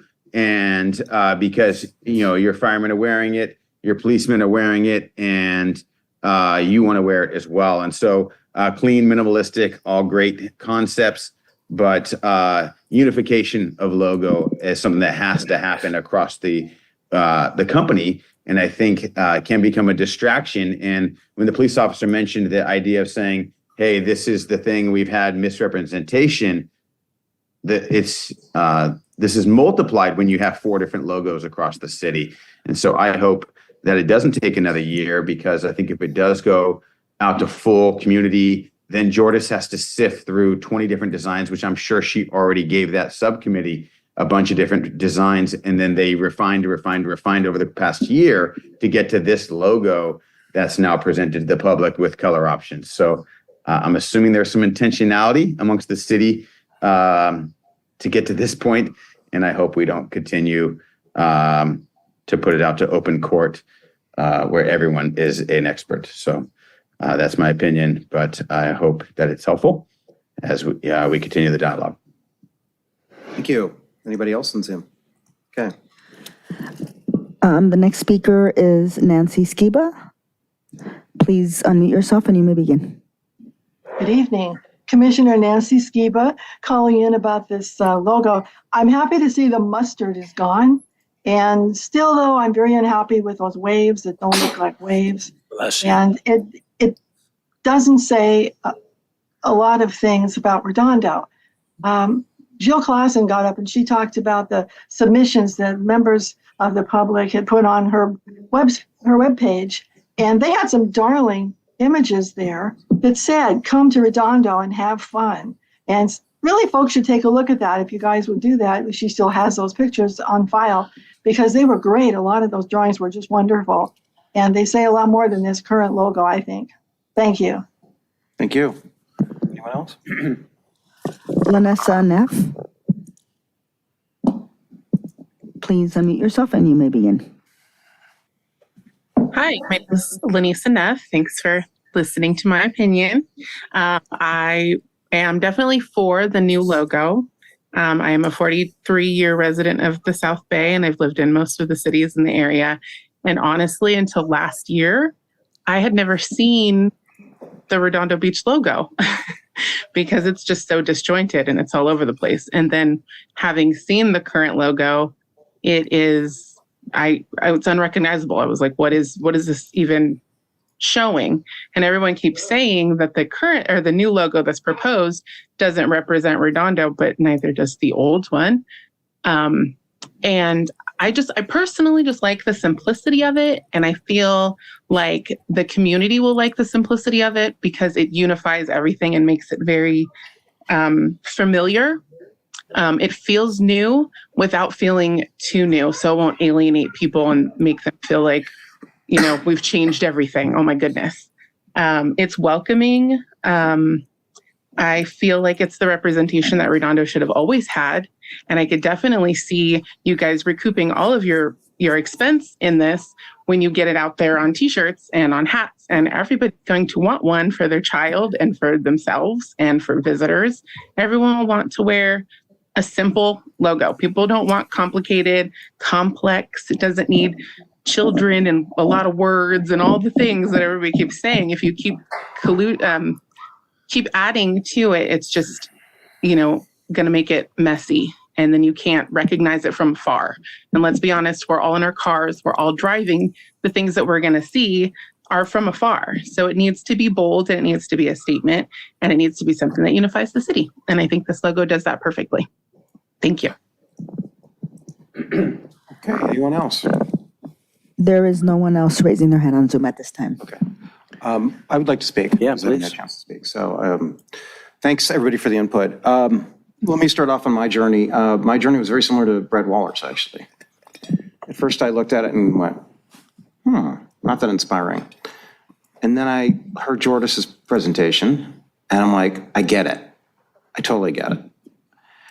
Then I went to my wife, and my wife also works in an ad. She's worked at an ad agency. She's worked on T-Mobile. She worked on Toyota, a lot of accounts, big accounts, much like Kevin Mitchell and other folks. And I expected her to say, and she's like, I like it. I get it. And then I took it to we heard presentation here, and then I took it to had Jordis on my community call, and by and large, except for the mustard color, which I think we all agree that that doesn't belong here, people liked it. That being said, this looks like a giant Rorschach test, right? Everybody makes something out of a logo, and it's a very difficult thing to do. I've done this before for my own companies, and it's a challenge for everybody to buy in. And everybody has a point of view, and that's part of democracy. That's also part of being in city government. I don't want to, we're somewhat split here. And my own opinion on this is that we should be somewhat united on this. And however, I do have concern about this dragging on. And, I personally, when I look at this, I think 27 really, really stands out to me. We wouldn't mind putting that up again. Just the color gradient looks great. And I could clearly see this on t-shirts and hats. But this isn't Todd Lowenstein Beach, it's Redondo Beach. And I don't want to be the one deciding for everybody. I think we need community input a bit more. And I do think that, everybody's going to have, there's not going to be total unanimity in it. But I do think that we should have some more buy-in among council, since we are going to be investing in this. And we're going to have to explain this to folks where we came from, and we may end up back to where we are. So what I would recommend is that we do open this up to some degree, but limit it in terms of time, big time. I don't want to be back here in a year, partially because we're going to have turnover in the council in a little over a year anyway. I would recommend if we decide to do this, and that we keep it to a really short period of time, like 7 to 8 weeks, and that the council comes with their top 3 or 4 picks, including one of these. And we decide on this by budget time, before budget time. Because if we're going to dedicate some budget towards this, we have to decide on this. I definitely don't want to drag this out. And I will be really, if I do this, I will regret dragging this out. I'm willing to let everybody have their say in this because I think it's really important that we get buy-in, the council. Try to put your personal preferences aside, because that's the hardest thing to do here, right? We're not going to get 80% or 90%. This isn't Cuba. We're going to get probably 60 or 70% of people who go, yeah, I like this, right? And that's where I think we need to go. So that would be my recommendation, that we come back, design something for a very limited period of time for submissions. It's submitted in a council packet, the council agenda, and we come up with the top 3 or 4 choices, and that's it. I don't want this to be a long, dragged out thing. And I think it's a good compromise because we don't know what it's out there. Maybe there's something that blows all of our minds and go, this is it. Because sometimes that does happen. It's happened at a company I had where I'm like, that's it. And we all agreed. So, and I know that's disappointing to some people because they want to do this. And I personally prefer 27. I think it's a great logo. But again, it's not me, it's everybody. And I think we should get some more input. So, Councilor Councilmember Barrett. I think it's a fair compromise. But before I say anything further, I wanted to recognize Jordan Smalls, who's been a consummate professional throughout this process. Totally. And has put in a lot of time with our community. Welcome to government. This is how it works sometimes. And don't want to put too much of a time crunch on staff as far as how soon you could have it back. We want it back fast, but not rushed. And maybe we have, to your point, a few suggested parameters, round logo, suggestions, round logo, representation of a sailboat, representation of the horseshoe pier, and we just redid the sails. We powder coated those out there, and thank you for that. The pier, water, sun or not. I mean, sun, suggested criteria so we don't have stuff that's all over the place. I think there's at least consensus from what I'm hearing here and what I've heard from residents on sort of those parameters, suggested parameters. And then, again, subject to the ability of staff realistically to be able to bring it back without rushing it. I defer to you. Maybe you need a little more time on that. Confer with Hermosa. How long did that take? I don't know if there's any need to send this to the Public Art Commission or we bring it right back here. No. Okay. I don't think it's a good idea. And I'd like to hear Not that I don't want their input. They can come here and speak. Yeah. But I would discourage saying we want this, this, and this, and they're like pier, whatever. Suggestions. Maybe round, that we could maybe decide on that. But I'd be, because you start limiting people's. Suggestions. Well, I think you start limiting people's creativity. Okay, fair When you enough. start doing that, and then we start micromanaging. So what's the motion? We don't have a motion yet, but we're trying to craft one right Want to now. make a motion? Sure, I'll make a motion. Can I? Sure, go ahead. So I know this is a big change and I want people to be on board as well. And my hesitancy in extending this is really just how are we going to get people to participate? We had 200, 300 people respond to these surveys. So what's going to be different this time? Well, I'm just saying, We have an outcome. Just to open it up to other submissions. Right. And get different looks as But I think opposed from one the point source. is like we want more people to feel good about it. Yeah. But only 200-300 people are participating and this is a. In the survey, but we would open it up as Hermosa did to artists, other professionals, and they had quite an outpouring, at least it was a significant response. So it would be coming from more than one source. We had a great source here, which was Jordan Smalls. We would have a few others we would bring back and make a selection from those. And we may end up back to where we are right now. But I think your point is too many cooks in the kitchen. I get that totally. Well, So what if we said we crafted a motion to say there's 6 or 7 weeks. You have, we'll take the submissions. It'll come before the council. Everybody has a chance to look at it and we come to conclusion. You don't like that idea? no, I don't. And I get where you're coming I don't dislike that idea. Yeah. I just feel like some of the comments about symbolism and even color can be, there was a committee that spent a year on this and they did talk about symbols and they went through like a whole list of these things. So, we may end up right back here and I guess that's fine. We've spent a year doing this and I don't know that the outcome's going to be different by extending it or opening it. As much as I love the opinions of the Public Arts Commission, I think this would drag it out. And I think there's some expediency here. We need to look at this, especially if we're going to budget any money towards it, we're going to need to get this done. So I'll make the motion that we float a submission to the public. Design competition. Design competition for, open for 6 weeks.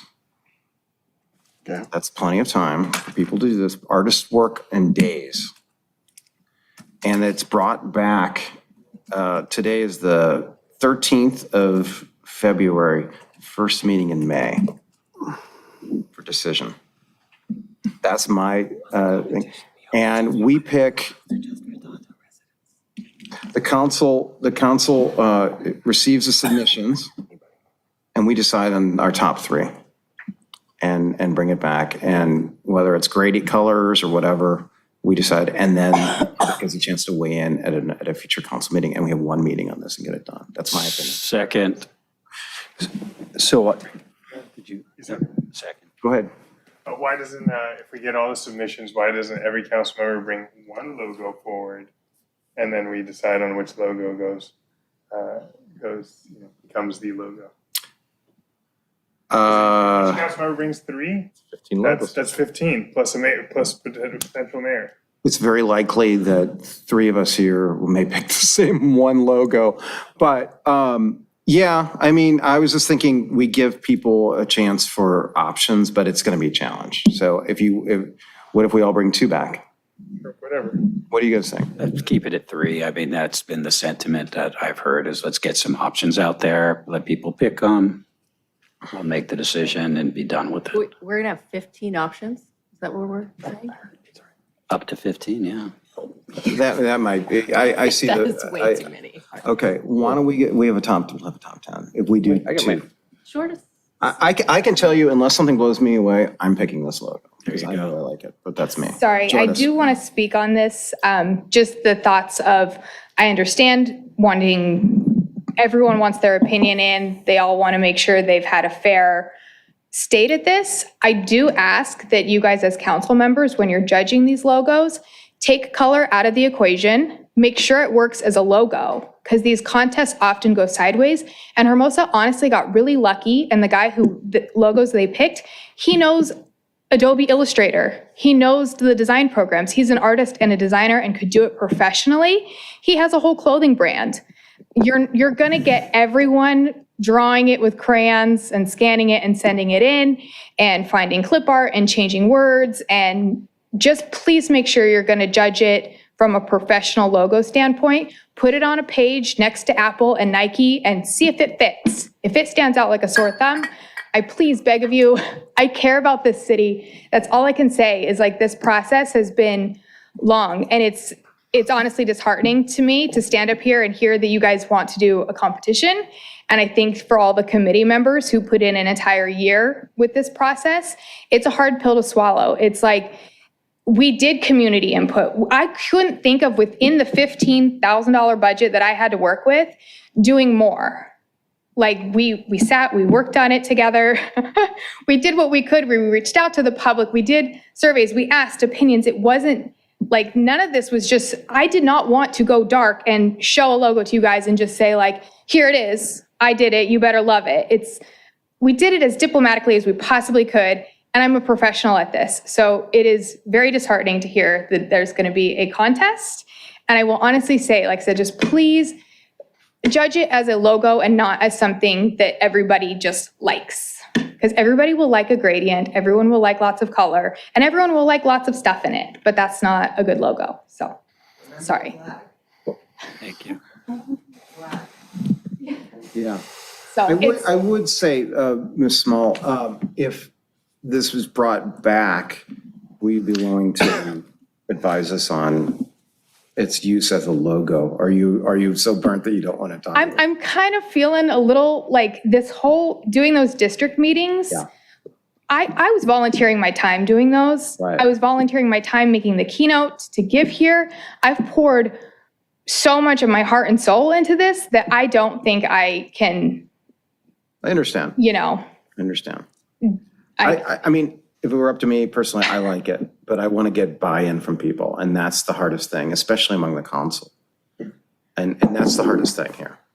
And I totally get where you're going with this. It's very frustrating. I understand, but just please promise me that if it's going to be a contest, that you guys bring in another graphic designer, bring in another branding expert, bring in someone else to judge it from a design standpoint. Yeah. Thank you. Thank you. Mr. Abaji. Right. So to just kind of rewind how we got here, it was a strategic planning item back in 2023, let's see, April 19, 2023. And it came about, I think I initiated the referral because we go to conferences, everybody else has a swag, a t-shirt, a hat, a jacket with their logo, council member so-and-so. You know what we have in Redondo? Absolutely nothing. They gave us these metal badges, which I had shown it at a council meeting before, but I've since tossed it in the trash can. But they're these huge, super unattractive, unappealing badges that you would have to wear with a magnet behind it to hold it up. And so we can't represent Redondo when we go out and about.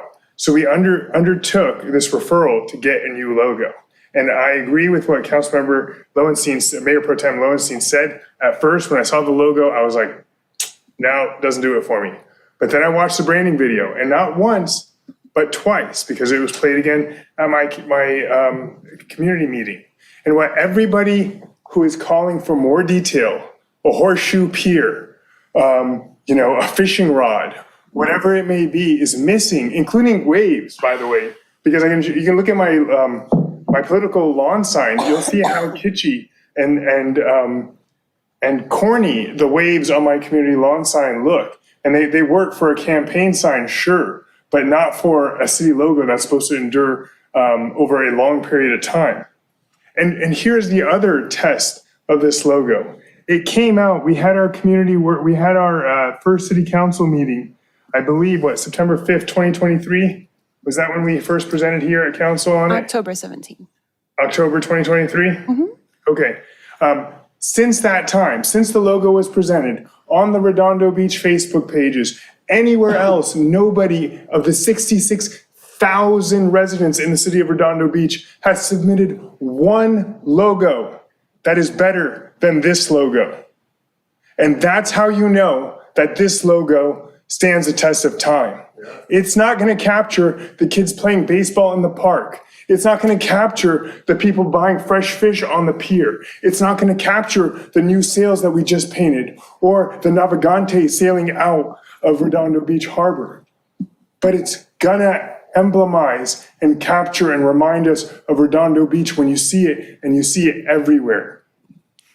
So because this is a democracy, it's a painful thing to slow things down further. I'd support this motion. I am confident that this will come back in 6 weeks or however long, and this will be the logo. I will vote for it to be the logo. I will review all the other logo submissions. I support engaging more people, our youth, our high schoolers. Maybe by chance, maybe there's a 1% chance that somebody's going to submit a better logo that works in black and white and otherwise, and works all the applications that we saw in Jordan Small's presentation, which we can review either on YouTube on the City Council's website or on my Facebook page.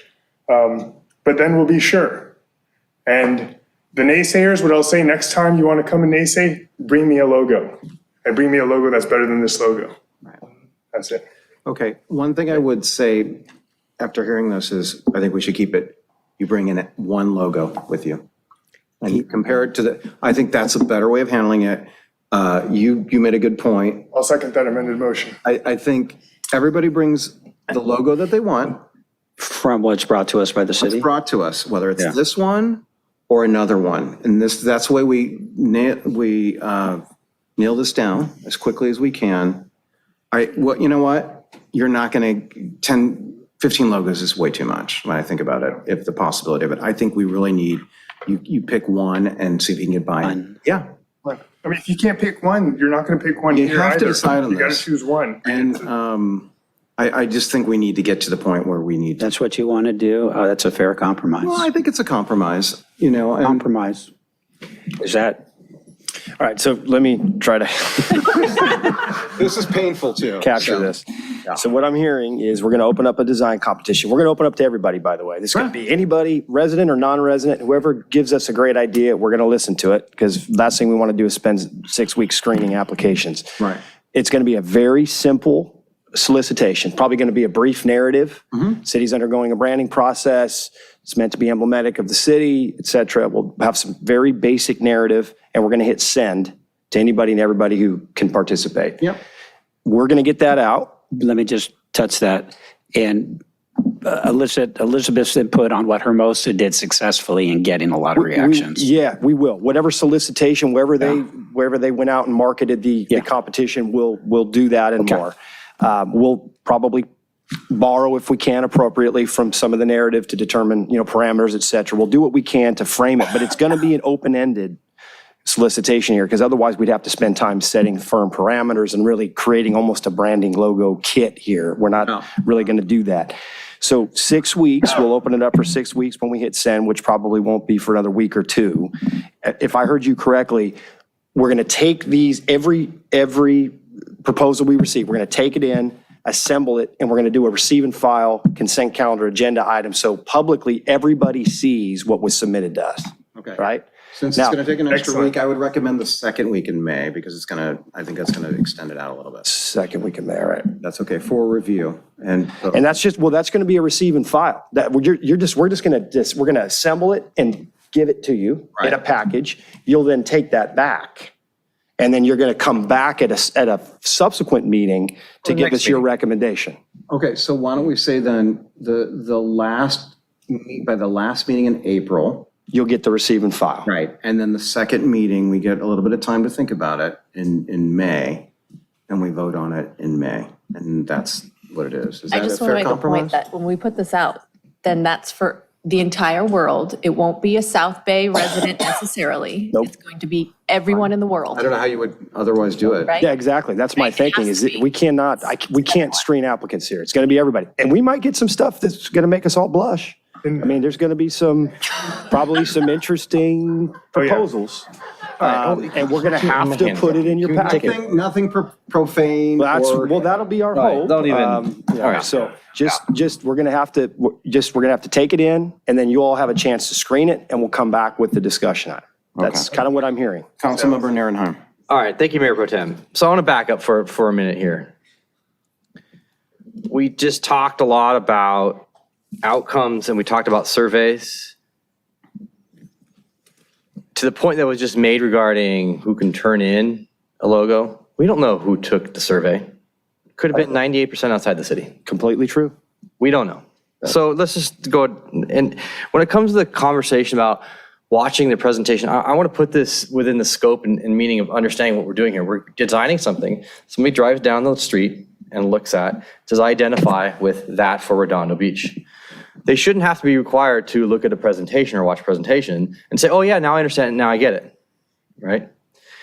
And I think George's presentation was phenomenal. I think the points she brought up was great. Even more so, compounds and says that we need to do this. We were never, in all these surveys, we were never given different options and really different designs. And what people see this has inspired them. They have now an outcome to have an opinion with and to move forward with. I want to stress, I don't mind stress testing the logo at all. I don't mind coming to agreement with one. We are designing something that's going to speak for us. We're going to spend some good money on this. A few weeks' time, a few extra dollars, do it right.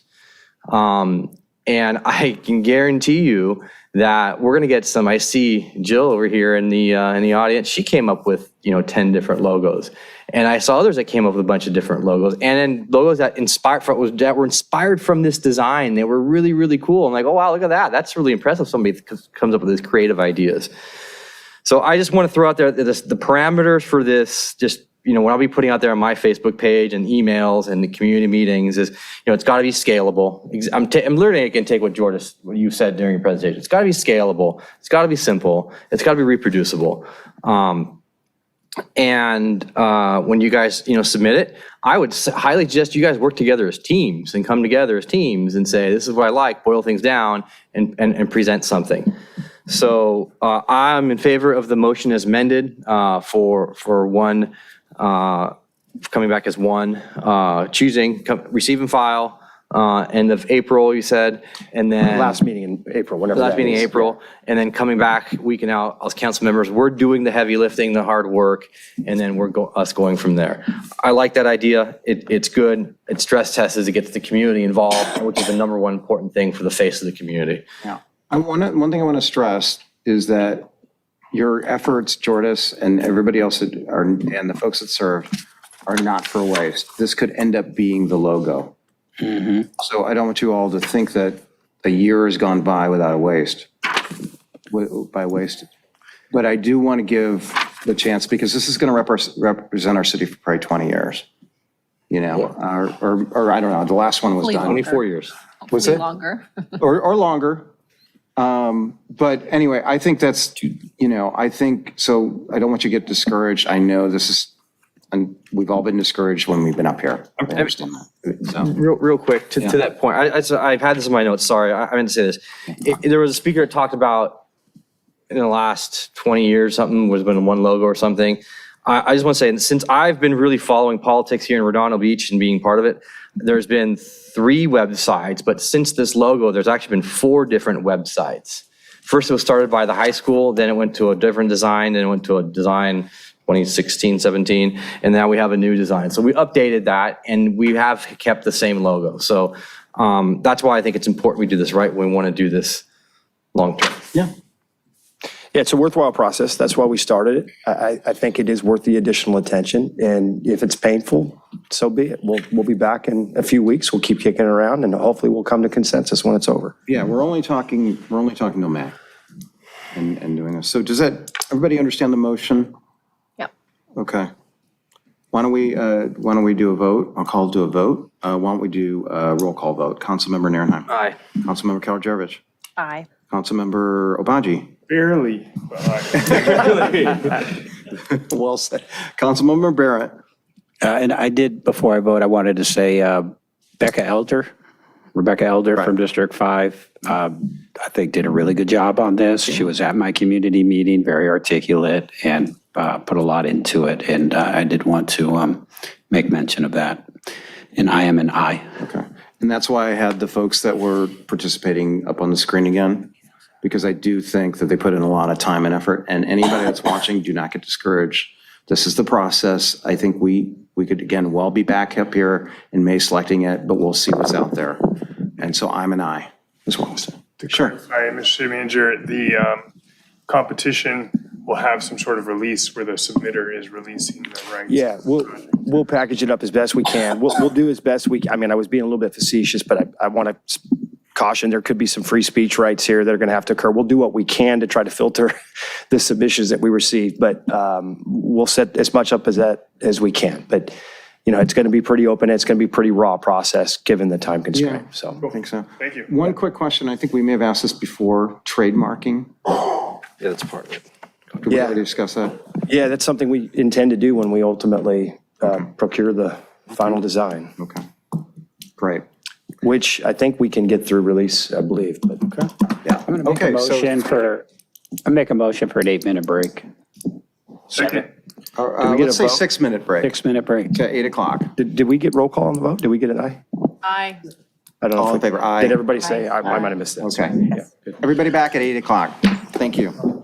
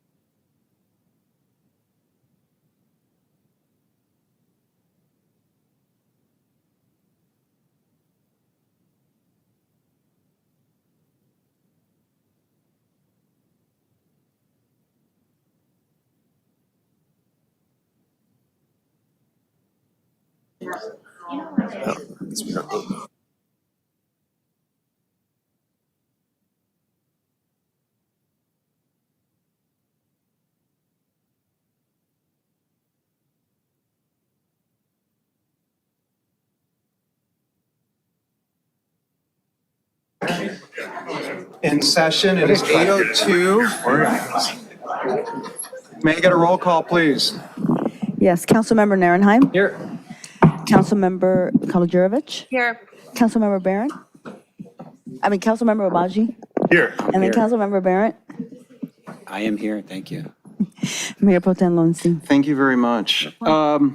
We are now back to N2, which is discussion of possible action regarding entryway signage at city points of interest. Quite interesting after we just had our logo discussion that we have this. So Cameron and Gary. Thank you, Mr. Mayor Pro Tem.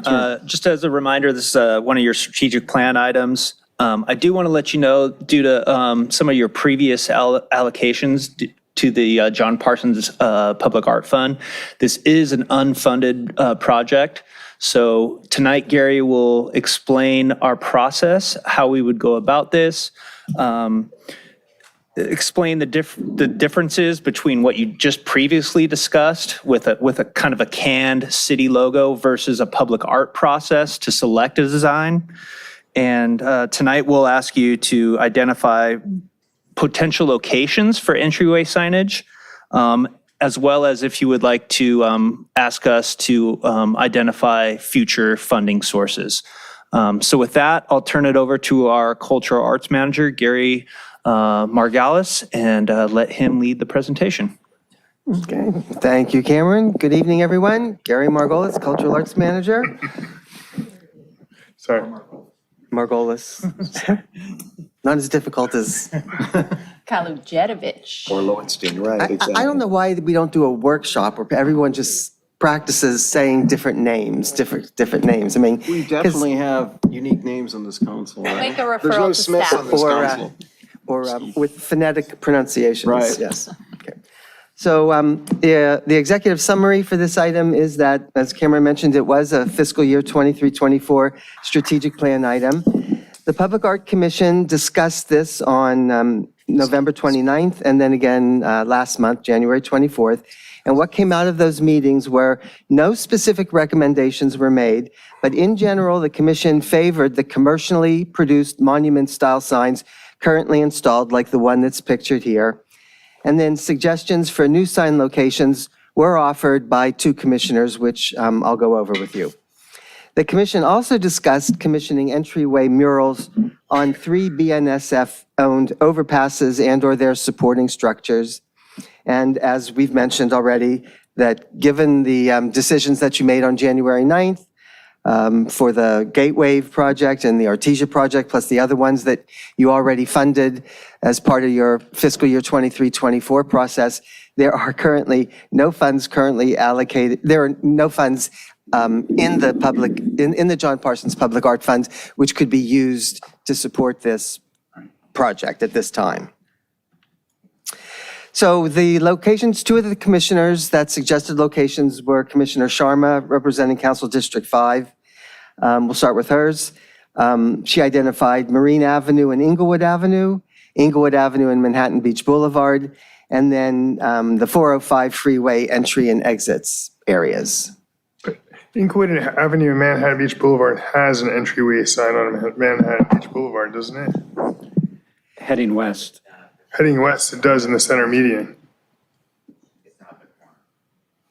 It's not at the corner. It's deeper along the boulevard. It's not right at that Go corner. deeper on the boulevard. Yeah. So where would this go? Well, I think what we asked the commissioners to do was to define locations where they would like to see entryway signs, not necessarily to figure out exactly where they would go. Okay. But what would constitute entryways into Redondo Beach? That's typically not a public art kind of question, that's like an engineering and, that's a more logistics thing. But they did, since part of the master plan was identifying locations, it seemed reasonable to ask them to identify locations. Commissioner Lappin from Council District 1 identified Camino Real and Nob Hill Avenue. She saw, she was looking at the Wilderness Park sign, and then on the other side of the street are those two utility boxes, and she thought that might be an opportunity to develop some kind of unified design that would be used on both sides of that street. And then Torrance Boulevard and Prospect Avenue. And then she observed that there are many existing poles on Torrance Boulevard between, is it Lucia? How do you say? Is it Lucia and Juanita Avenues heading west. So you can see some of the poles where there are signs and additional signs could be added. Torrance Boulevard east of Prospect Avenue currently has a sign. Pacific Coast Highway west of Prospect Avenue currently has a sign. And then the Pacific Coast Highway median west of Prospect Avenue is a potential location for a sign. Pacific Coast Highway and Prospect Avenue. Okay. And then for the train overpasses, over the past year, the Public Art Commission has frequently discussed using 3 train overpasses and/or their supporting structures for public art murals. These overpasses are owned by Burlington Northern Santa Fe Railway. Only the Grant Avenue location is in the city limits. So the 3 are Artesia Boulevard, east of Inglewood Avenue, Grant Avenue, east of Inglewood Avenue, and 190th. And I think we have pictures of each of those. So are you saying Artesia Boulevard and 190th Street are in different cities like Lawndale and Torrance respectively? I'm not exactly sure which city it would be. I think, let's see, Artesia would be Lawndale. Lawndale. And 190th would be Torrance. Okay. Yeah, and I would just say, just to reiterate what Gary said, those are not owned by the city, obviously, so there would be probably a lengthy process to go through with BNSF to get them to approve any sort of public art on there. And then the commission has also asked about those supporting structures. So we haven't done research yet to know whether those are owned by the railway or if they're owned by the cities that they're in. I couldn't answer that question right now. So our recommendations are provide direction on whether and where to plan for additional entryway signage at city points of interest. If new entry points are identified by council, then future capital budget recommendations will be made as funding permits. If the preference is to commission new public artworks as entryway signage, it's recommended that the specific project locations wait until new resources are available in the John Parsons Public Art Fund. Okay. So that concludes my presentation, and I'm happy to listen to what the city manager has to say. Just a couple of other points of interest. Obviously, this item, when it was first created, predated all the different actions that have been taken from the funds, and most notably, I think, the specific appropriations you made as part of the budget. So this has lost a little bit of its importance given the budget sequence since that time. The other thing to note is we have been in conversations with Burlington Northern about maintenance strategy and painting the trellises. We've exchanged draft license agreements. We have submitted our latest round of edits to them. Can't tell you exactly when they'll be back with their most recent changes or responses to our edits to see if I can give you a specific date. But we're pursuing 2 things. One, just a basic maintenance opportunity so we can go up there and paint the trellises a color that would be neutral and more attractive than they are today. And then secondarily, what is the subsequent process in the event that we were actually going to commission public art projects on the overpasses themselves. So we are having those conversations. They're occurring with engineering and their staff partners with BNSF. So we're hopeful that we'll have at least that canvas available to us as funds permit. And even if we don't identify specific public art funds, we will be planning to perform some basic maintenance on the structures once we get agreement from the organization. That document will ultimately have to come to you as a license before we can execute. Okay. Councilmember Rabaji, do you have something to say? Sure. Thank you for the presentation. I realize this isn't Community Services Department, it's more Public Works, but well, first, I guess, can art fund be used for these monument signs? Like, if you could light up 2B, I'd appreciate it. No, because the public art master plan defines what artwork is, and it has to be done by a professional artist.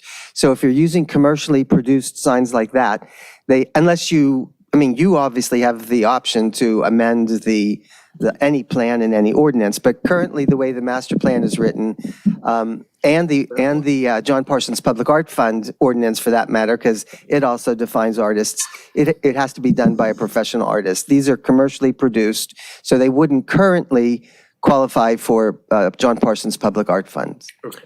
But if you were to, say, identify a new location that was more creative in status, right? The Wilderness Park location is an example, or something off of Inglewood and Manhattan Beach Boulevard, and we did a design solicitation that we defined as more of a public art piece, then specifically as it pertains to that project, yes, you could, if funds were available, you could use John Parsons Public Art Funds. Okay. What would have been nice is to get some BRRs, for example, on, and I realize that's not community services, but more public works. On the left is what the type of marquee sign, is a marquee sign? Or is it a monument sign? Monument sign. Monument sign that you have on the west side of Artesia Boulevard. On the right is the type of sign that you have on the east side of Artesia Boulevard at Hawthorne. And the same sign is present on and even a more degraded version on the east side of Manhattan Beach Boulevard. And I'll find the picture right here. Yep. So my issue is that for what I imagine is small bucks, we could really make a big improvement here by just repainting. And I do appreciate that Public Works recently sprayed these down and cleaned them up, but just a little lipstick on the pig would make a big difference here. Making this lighter and making the letters, refreshing the red on the letters would go a long way. Obviously, a little bit of a landscaping design problem here in that they planted plants that grow to block the visibility of the Now, keep in mind, that location in particular, appreciate what you're saying, and we can absolutely do some maintenance work and if we need a budget for it, we can talk about that through the budget process with the BRR. But that Manhattan Beach Boulevard, you're going to see complete new median redesign with the street project. So I realize there's no need to do that there when that finally goes under. But on Artesia Boulevard, this is obviously a really beautiful sign. It stands out. The one that is currently there does not. So I would love to see that get a refresh on the other side, because that would go, a long way. Otherwise, I'm fine with a holding pattern on some of this stuff. I would like a BRR at budget time, budget response report, indicating what the cost of these monument signs are, what the cost of the vertical signs are. Is there any vertical monument rather than horizontal monument that we could put at corners that are entryways that are space saving, and more vertically oriented? Yeah, we have an example of that in Riviera Village. The Riviera Village has its own distinct wayfinding kind of monument program. Right. Okay. We have vertical signage there in a different form. Some of them are flag signs, some are actually straight up structures. There's different versions of that. City of Torrance, if you've noticed, on Torrance Boulevard and some of their points of entry have gone with a vertical structure now that's a little different than their signs in the past. So we certainly have those options, but BRR on general replacement of our current monument, the cost of that plus upgrades. Or additions, not so much additions, replacement. I wouldn't be so interested in, replacing this one on Artesia Boulevard. I imagine it could sustain damage when there's construction eventually on the Galleria and the like, but just some lipstick at this point. But in case there is another location where council members want to put a monument sign, or put up new, what are they, landmark signs, whatever, vertically hung on 190th Street, and whatever it may be, at least we'll have that in mind, and then we can allocate public general funds if it's a public works project, or call for artists. We can certainly get you costs. Thanks. That's it. Anybody else in the council would like to speak to this item? I'll speak to it real quick. Councilmember Narenheim. Thank you, Mayor Pro Tem. So I noticed on the list you are concentrating on the entryways and exitways in North Redondo, right? Well, I mean, it's everywhere in the city. I think we got suggestions from the commissioners on sort of north and south to a degree. Didn't see much in the way of central. Well, yeah, Wilderness Park, PCH, obviously So south. one commissioner from Council District 1 and the one from 5. The other commissioners didn't bring suggestions to meetings. Okay. I see the one in Camino Real and Nob Hill there. And Torrance Boulevard one, but Prospect and Torrance the same one. You've got the major entryway at PCH in South Redondo. That could use some sprucing up. And then the PV Boulevard and Prospect, that's a major entryway there. Although we already have. We have the one farther the brand east new of one that, for yeah. east one, so that one's covered. Yeah, that one looks good. Yeah, it has a rotary sign. In fact, your image that you showed had the logo on there. But whatever we do, I want it to be really reproducible because I think the Riviera Village also needs it. They've always talked about getting an entryway, an archway to show off the Riviera Village. Hey, this is the village that's coming into the two major entry points there are from PCH at Chevron right there. And then Palos Verdes Boulevard coming into Montana del Oro, which just turns into Catalina. The village has always helped out. And I think whatever design we use, if we can a little bit customize for each area. So the Riviera Village takes the same design and customize for that area. The harbor, customized for that area. Our Artesia, customized for that area. And then have a general one for the city as well. I think that would be really consistent and themed. And now when you're entering the city, hey, it's here, you're here, Redondo. So I would recommend those locations I just talked about to also be included.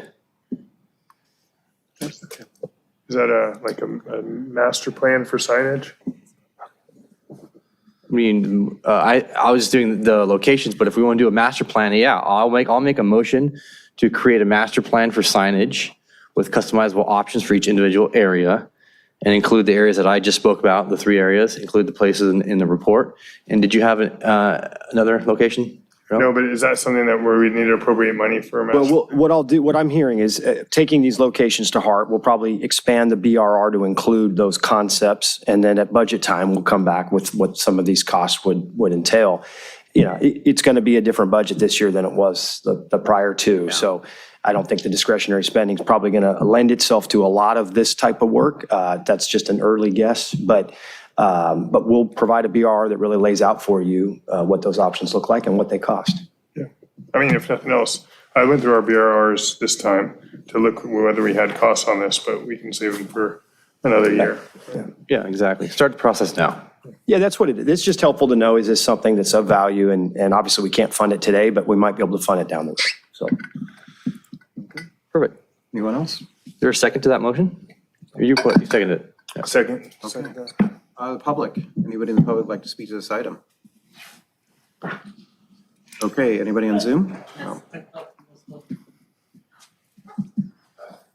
This is Andy Korchak again. I'm from Torrance, and I'm here to save you money. I don't know if you noticed it, but the city of Torrance a step ahead of you. But that's a good thing because you can piggyback on the thing. I don't know if you noticed it, but the city of Torrance installing these pencil-looking things, saying Torrance, and they have a solar panel. They lit up at night, and I noticed it says Torrance. It's very hard to read because it's upside down and they did not turn the letters, so it doesn't say Torrance this way, the letters are this way. So it's stupid design, but you can piggyback on this because the other side is blank. So you had that location over there, like the Wilderness Park. Torrance just put one of these sign in. Now all you have to do, give a couple of thousand to the city of Torrance and put Redondo Beach on the other side of this pencil thing. You save a tons of money because my middle name is Cheapskate. So I'm here to save you money. So Torrance already spent hundreds of thousands of dollars on this project and way ahead of you. So just hey, Mr. Chen, how about we put Redondo on the other side? And you could use it dozens of locations, if you need it, of course, if you need it. But you don't really need it because everybody knows where is Redondo Beach. Or if you go someplace, you put in like City Hall, Redondo City Hall, and it says where you want, and it's right there. You find the place, you find the place. But anyway, I'm here for you to save money, and I could be your agent. I could talk the city of Torrance. We pay them hundreds of thousands of dollars each of these people because Torrance did not have money. They had SST. I don't know if you heard about SST. People voted for it, or you could do this. He said that you don't have money. Just call it not SST, Safe Torrance or Safe Strong Torrance. You could call that like SSR, Safe Strong Redondo. You know what I mean? But anyway, so if you don't have money, just levy taxes. People vote for it, and people gonna find you because I did not find Redondo Beach without these signs. Swear to God. Only one sign was, but I told you, Smokey and the Bandits. I loved it because it was like a big thing for me, show up there, what I saw in a movie. But anyway, I hope I was helpful to you. Thank you. Thank you. Anybody else like to speak? Anybody on Zoom? Mayor Protem, there's no one raising their hand on Zoom, and there were no e-comments related to this item. Okay. So there is a motion on the floor, and there is a second. So I'll do a roll call vote. Councilmember Nierenheim. Aye. Councilmember Kalacherovich. Aye. Councilmember Obaji. Aye. Councilmember Barrett. Aye. And I myself. So thank you. Okay, on to city manager items. Yeah, just a couple. Want to say thank you to our Public Works and Public Safety teams for another, and of course our partner, the Chamber of Commerce, on another successful Super Bowl 10K. It was great to have the turnout that we did. It was a large crowd. Councilmember Nierenheim coming down with the opening remarks was well received. That was And my run. that's right. I forget. I don't know how you finished, but yeah. 4 minutes. Good for you. So it was another safe, successful event, which is important for us, and obviously great weather that day. I don't want to spend too much time. You all made very nice remarks about Mayor Bill Brand. It has been a very challenging couple of weeks for many of us, staff included. Bill is a tremendous loss for our community. You all said it quite well. Personally, for me, I will miss him, both having worked for and with him the last few years. And as I reflected on it, somewhere along the way, it became more about just Bill as a person and knowing him in a different way. I've worked for Bill now for 15 years, both as a councilman and then a mayor. But somewhere along the way, we became more than that, more than colleagues. Hours on the phone with him the last few years, weeks on end. I mean, we've traveled together. We've been advocating for the community together at Sacramento and in Oakland and just in a number of settings. And was so grateful for him to fight and last as long as he did. We are all better off for that. The community, with his strength, his vitality, benefited from that just in a tremendous way. I saw it firsthand. Bill has been one of the most impressive politicians I've ever observed. No one that I can think of comes to mind that can distill such a complex subject into a very clear and articulable policy position and advocate for it with as much ferocity as he did. He was gifted in that way, truly gifted. I've observed many folks over the years in my profession, and I'm surrounded by tremendous local officials here in this room, but Bill was different. Bill was unique, and we're gonna miss that. This community's gonna miss that. And there's gonna be more time to honor him and to remember him and to thank him for what he did for us. You have all said it. He truly did love Redondo Beach. I don't think there's anybody else. Todd, I thought you said it very well. I'm not sure. We all love Redondo Beach. You all love Redondo Beach, but Bill was special in that regard. And he was as fierce an advocate for our communities as I can ever recall. And what I did appreciate over the last few years especially is just seeing the other side of Bill, the softer side of Bill. I think his marriage and it helped along this. I noticed a distinct difference in tone in Bill after he got married, and I'll talk about that with Deirdre another time. But yeah, he was just a special human being, and Redondo is a better place for having him, and his legacy will live on. There's more work to do, and Bill will be in my heart and soul for the rest of my career, undoubtedly. So we'll talk more about it later, but Bill's going to be missed. Well said. Thank you. Okay, on to mayor and council items. Item P1, improvement and agreement for consulting services between the city of Redondo Beach and Municipal Resource Group, LLC. City Attorney Webb.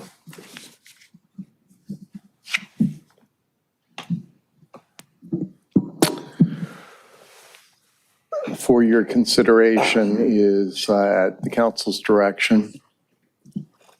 We reached out to MRG, got a proposal that had been forwarded to each of you, turned it into a contract, submitted it to them. They have a red line. What we would typically do if this were an area within the city manager's scope or a member of his staff, we'd work with staff to determine the likelihood of getting sued, the business reasons. We can compromise, we can work it out between staff, my office, and the vendor 99% of the time. The other 1%, we submit to you, and you can weigh the business reasons and the potential risk. This is different because it's your contract for conducting an evaluation of the city manager. So I submitted both their red line and our agreement. There are three meaningful revisions. One is it requires the city to timely, undefined, but timely notify MRG. If the city somehow fails to notify them of a claim we receive that MRG is liable for, would it be covered by the indemnification? We could lose out on the right. They also are limiting the scope of the indemnification to our insurance that we require. So if we ended up with a judgment that they were responsible for, we would only be covered to the extent that we require for the insurance.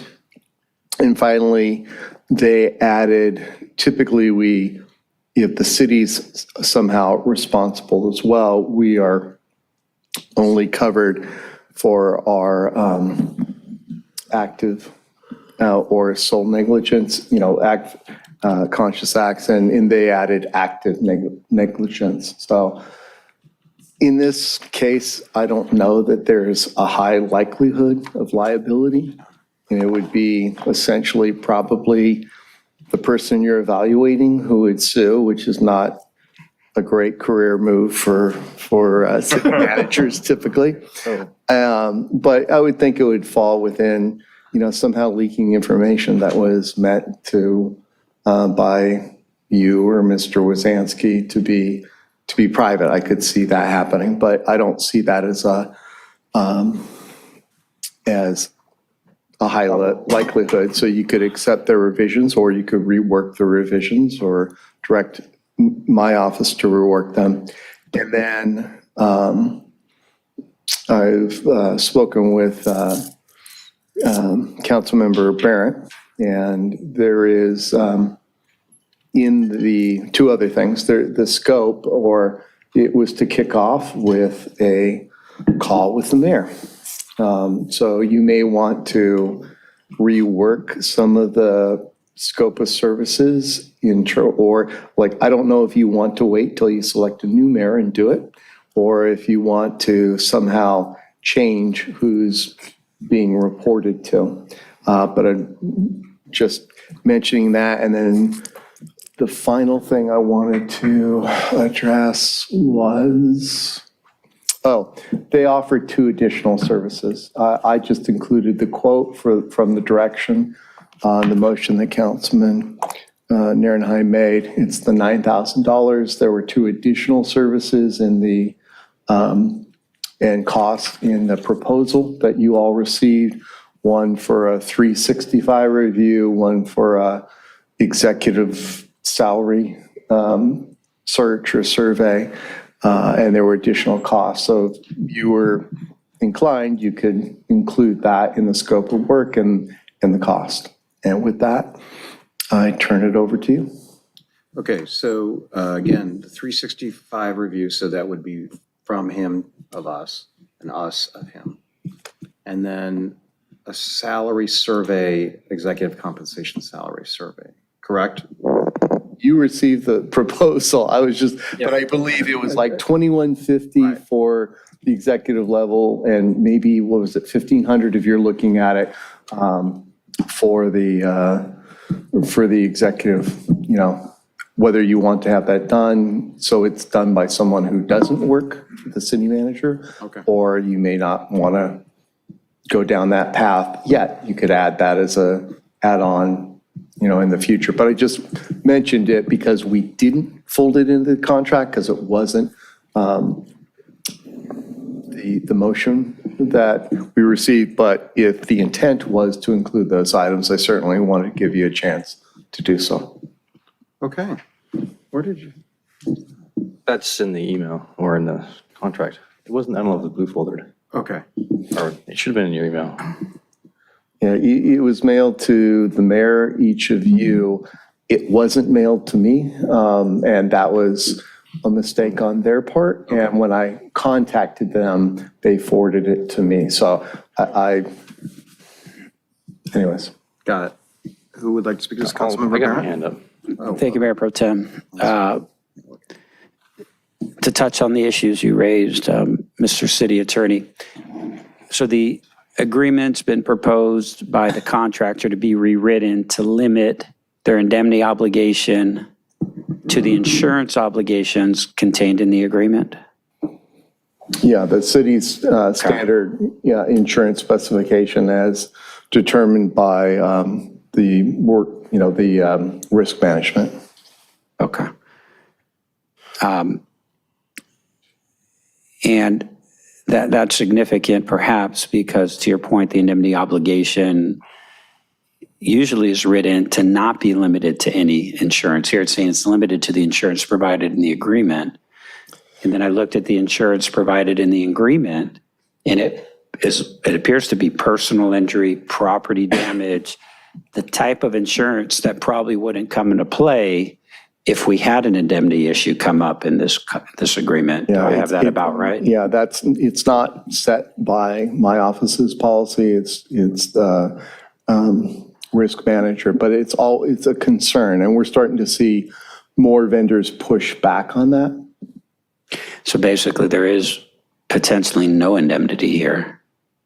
No effective indemnity. No effective indemnity. But then again, I don't know, I was stretching a little bit to think of where the liability would occur in this situation. Typically, liability would occur after an adverse employment action was taken, and there was that taken for some improper reason, given that it's an at-will contract employee. Okay, thank you. And then you also mentioned the references in this agreement to the mayor and also the subcommittee chair. For example, to your point, there will be a kickoff meeting with the mayor and the city manager. With the mayor on behalf of the council. So just after our discussion, you may want to change that. You can leave it, but then you're going to delay until after you have a new mayor in place. And there's also, for example, a reference to there'll be an introduction to the process, what they call with the mayor or subcommittee chair. We may not have a mayor in place. We have a mayor pro tem, certainly. We have a subcommittee on some things perhaps. So I'm wondering if we should amend this to. However you want to do it. Okay. Councilmember Abaji, what do you think? Well, no, let me call. Oh, my bad, sorry. Councilmember Nierenheim is next. So when it refers to mayor, we have a mayor pro tem, so it defaults to mayor pro tem. So that issue is to me, very easily solved. It's just, hey, mayor pro tem, that's the way we've been always doing it. Say it's the way city structure is set up, they have it there. Okay, can I address one potential, because that is true. Yeah. But whether some of the stuff, it would go to whoever the new mayor may be. Yeah. And so like, you have to think through all the. Yeah, so I don't want to get stuck in the weeds. The liability here is, so first of all, I just want to say this to the people who are out there who are so completely confused right now with what we're talking about. Yeah, thank you very much. So let me do an intro for this. This is a contract. So every year we do a review of our only employee up here, which is our city manager. And Mr. Wazanski. So the city council and mayor have one employee in the city of Redondo Beach. That's our city manager. And the city manager is in charge of all the other employees except for city treasurer, city clerk, and city attorney. All right. So for years, we've been doing our evaluations in the back through various different methods and methodologies. And there hasn't been very much consistency throughout the process for all the time that I've been here. And so I embarked a couple of months ago to look at different ideas. And I came across the idea of hiring a consultant as a third party to come into us and help us out to create some consistency throughout the council changeovers, from professionalism to understand what our employee, translate to our employee, because we as council members, as a group, can't all speak at the same time together, right? Only during this process. So it gets a little bit rushed, and this would give us the ability to have a consultant come in who does this professionally, who's done this in other cities. And this particular consultant has worked with City of Hermosa and Manhattan Beach, many other cities in the South Bay and Northern California. And so we are discussing bringing this consultant on to do this review and help us along, create some consistency, a platform moving forward. So that's the context of what we're talking about, if you're confused out there. Yeah, so when it comes to the liability portion, it's the issue of what everyone needs to understand out there is if one of the council members here leaks this or information, the same as if we were to do it privately, or blurts out information to the public, or there is a termination of employment. And so if the employee feels that they're wrongfully terminated, there would be liability amongst some of the other areas, I think, is what we're looking at here. I read it, when you say to determine the amount of insurance, but we have our own insurance, right? And I just want to clarify something you said, to the maximum allowed of our insurance. The insurance we require of the vendor. Of a vendor, so that was $1 million, I believe, right? I want to say. I think 2 million? Yeah. Per incident. Right. I mean, that's the question we have to ask us. Will our city manager be able to successfully sue us for $2 million? Well, what Councilman Barrett, I heard him saying is that it's not the type of insurance that would necessarily doesn't cover us. Cover this claim.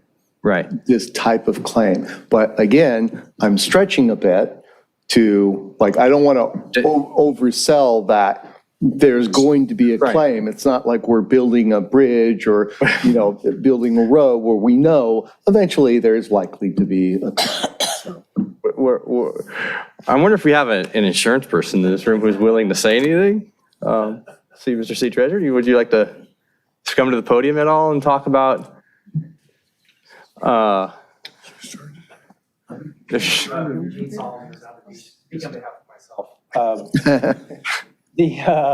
carefully, on behalf of myself. Different things that might come into play, certainly personal injury, as Councilmember Barrett mentioned, defamation, slander, libel, invasion of privacy.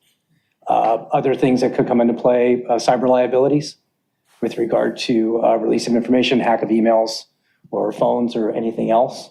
And then employment practices liability, including third-party discrimination, which can be purchased alongside employment practices liability insurance for any allegations of discrimination brought against the business, against the city by a third party. So have you, I think the question is, the insurance we now ask for aren't necessarily have those additional coverages. So I think that was Councilmember Barrett's concern in that. Very good concern, yeah. If, we have, so just, Yeah, and the city attorney is correct, Councilman Barrett. Other than the personal injury aspect, which is a component typically of a segment of general liability, those other coverages that I mentioned can be purchased and may be part of a vendor's portfolio of coverages, but may not necessarily be part of this particular vendor's portfolio of coverages. and it's not required, but the cities, we have one standard policy that risk management suggests to you that you all pass, and there may not be a mesh between the hypothetical lawsuit from the hypothetical employee versus what we require. And the only problem is indemnification. Normally they have to, indemnify us for their negligence. And in this case, they only have to indemnify us to the scope of the requested insurance. As an additional insured on their policy. Yeah. And so you are, as an additional insured, you are additional insured to those coverages that they have.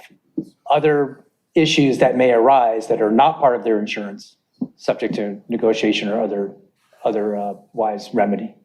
Okay. So I don't want to complicate this too much, and we're so deep in the weeds.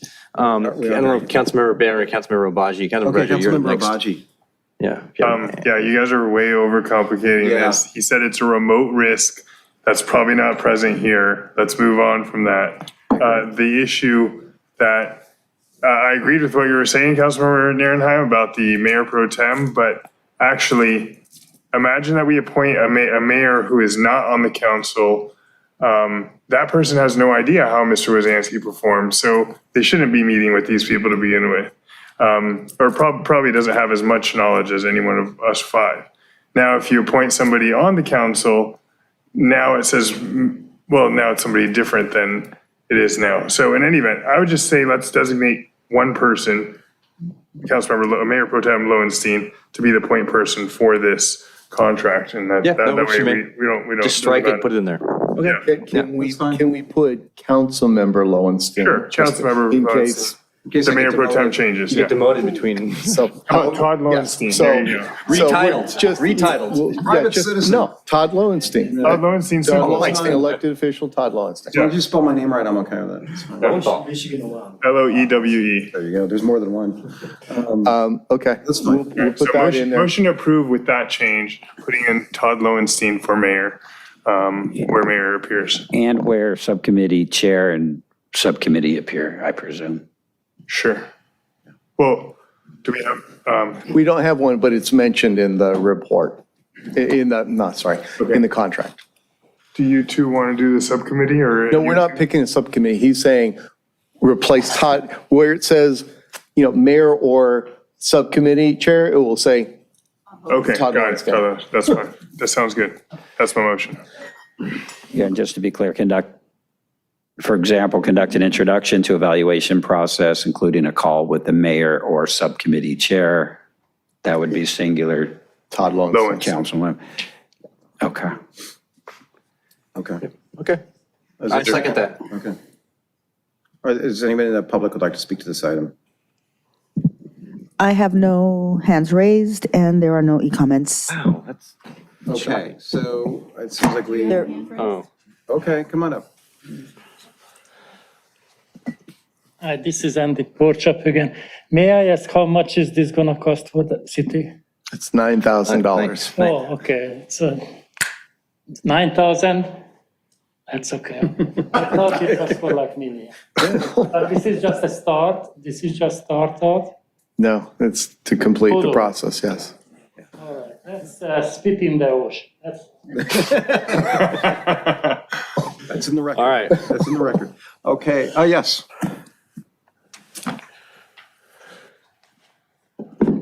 Commissioner Carmichael, District 5. Would we have an opportunity to, sorry, Mayor Pro Tem. Sure. Council. Would we have an opportunity to capture this process? No. And, no? Yes, allow him to speak, yes. Okay. I know where you're going. Capture this process that we're paying $9,000 for, memorialize it, and then going forward year after year, our director of HR be able to accomplish the exact same task, since it's a step by step by step. Well, probably not. Okay. Because this is the one employee that we do hire and review. And so you're saying, could they actually take the actual survey or something, and the director of HR would be the one performing this? Is that what you're saying? Yes. Okay. Performing the evaluation of her boss? No, facilitating the process. I think The he's talking about the actual survey and everything else. The problem with that, Administration of it, here's the but problem with that. The person that's conducting it will be interviewing each of us. Oh, okay. Probably not a good idea for somebody within it's a good suggestion. Of course. But because we have one employee, this is probably our one domain. So it's a good idea, but probably not. So thank you. Thank you for the suggestion. Like your style. So, anybody else like to speak to this item? Nope, and no one with their hand raised. Okay, so I'll do a roll call vote to make it fairly quick. Councilmember Narenheim? Aye. Councilmember Kaljarovich? Aye. Councilmember Obaji? Aye. Councilmember Barrett? Aye. And I myself. Motion passes 5-0. Okay, we are now done. Mayor and council referrals to staff. Councilmember Narenheim? I do have, actually I have two. I'll do the easy one first. I'd like to get a budget response report on integrating pulse point technology into our 911 and police and fire dispatch system, the cost and integration capabilities of the pulse point. I can send you a link for pulse point. Impulse point? Pulse point. Okay. It's a system called Pulse Point for CPR AEDs. We just saw it, yeah. Get notifications because for some reason next door is not that reliable. No. That's where I get all of my information. And then the second motion is to make agendize a discussion for next week to deem the mayor's position vacant and determine the next steps to fill the vacancy for next week's agenda. Okay, is there a second on that? Sorry, what was the motion? To deem the mayor's position as vacant and have a discussion for the next steps to fill the vacancy for next week's agenda. Okay, all in favor? Before we do, I just want to ask city attorneys that the process under the Probably gonna happen anyway. Unclear about how you deem it vacant. I would have the discussion to deem it vacant. And That's why I said you have to, I know, but when it was repeated, it came out of place. You have 30 days under 6.4 of the charter to fill the spot. The discussion is to declare it vacant. That's. Well, both to declare it vacant And then to start the clock. as I understood it, discussion of the process. So you won't be deciding next Tuesday under that title. You'll be starting the process and we can discuss it fully. You have very wide discretion in what process you choose to go, and we can discuss that next Tuesday. I think. But we could make a selection next Tuesday. yeah. Well, it depends on how you agendize it. If you want to have discussion and possible action. Yeah. Okay. Well, we can leave ourselves open. So a discussion and possible action to determine, hold on. The discussion to deem the mayor's position vacant and steps to fill the vacancy with possible action to fill such vacancy. It leaves us three opportunities, three pieces of items there. Go ahead, Mr. City Attorney. So discussion of steps to fill it and then filling it that night seems We can inconsistent. And so you could just put deem it vacant, discussion of filling the mayor's position. And you could choose to Discussion and possible action. Possible action. So discussion of whether to deem the mayoral position vacant. And discussion and possible action on filling it. Right. And we can decide to continue it at that time. You can. Or to fill it. Or to fill it. Mr. City Attorney, so I second that motion. If that's your motion, or you can second my motion. I'll second your motion. All right. Well, your amended motion, my motion. Is the position not vacant until the council deems it vacant? That was my question too. Yeah, so it's unclear. It's unclear because it doesn't cover death.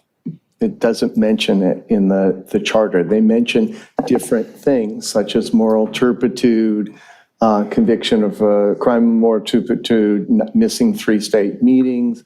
None of that applies to the mayor. But the city manager just made an announcement that that's for replacing it. It doesn't talk about Vacancy. how you deem it, because the mayor doesn't have, well, see, we're getting to this discussion now. long Let's discussion. be careful about that because we're going to violate Brown Act. Can we just keep it simple? Okay. Sounds like you want to be able to discuss and take action on both options, determining it vacant and discussing a possible appointment. Yes.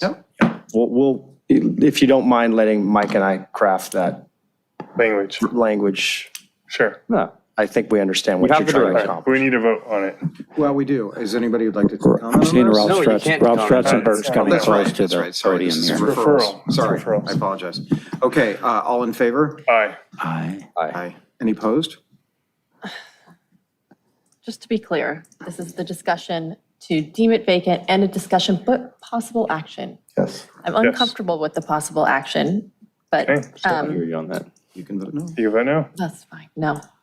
No, okay. No. And Mr. Barron, did you vote? I did. I voted yes. Okay. So it passes 4-1. In his DJ voice. You sound like Loveline, Dr. Drew Pinsky. Dr. Drew. Okay, so those were your only referrals. That was my only 2 referrals. Okay, thank you. Councilmember Kalcherovich. It's been a rough night, huh? None, thank you. Okay, Councilmember Obaji. Long-time listener, first-time caller. No. Wow. First time, no referral. First time no referral, long time referral. Long time, first time, no referral. Councilmember Barron. None. Okay, I'm glad we can at least laugh tonight a little bit. That's welcome. A couple things. One is, I think I may have brought this up in previous meetings, taking a look at the light going eastbound on Anita. Okay. Yeah. Again, for those of you who want to know, it's the light going eastbound on Anita at PCH. Yeah, Caltrans made some changes, I'm told, so we're getting feedback on those changes. Okay, and then signage about parking overnight at lot 13 as well as on Yeah. Anita. We are, yeah. Okay. So those are my only referrals. Okay. Just real briefly, it's been a very, very challenging week for all of us. I hope you all keep Bill in your prayers and your thoughts and remember him, all he's done for our city. And I ask for a vote for adjournment until the 20th next week. So may I get a motion, please? So moved. Second. Okay. And well, you know what, hold on, can we make a motion to adjourn in memory of the mayor? Yeah, I assume that I was guess coming. next time? Yeah. Yep. Thanks. Second. I'm sorry. We're doing that, actually. All in favor? Aye. Aye. Any opposed? Okay. We're closed. We're doing it. Thank you. We have flag and half mast.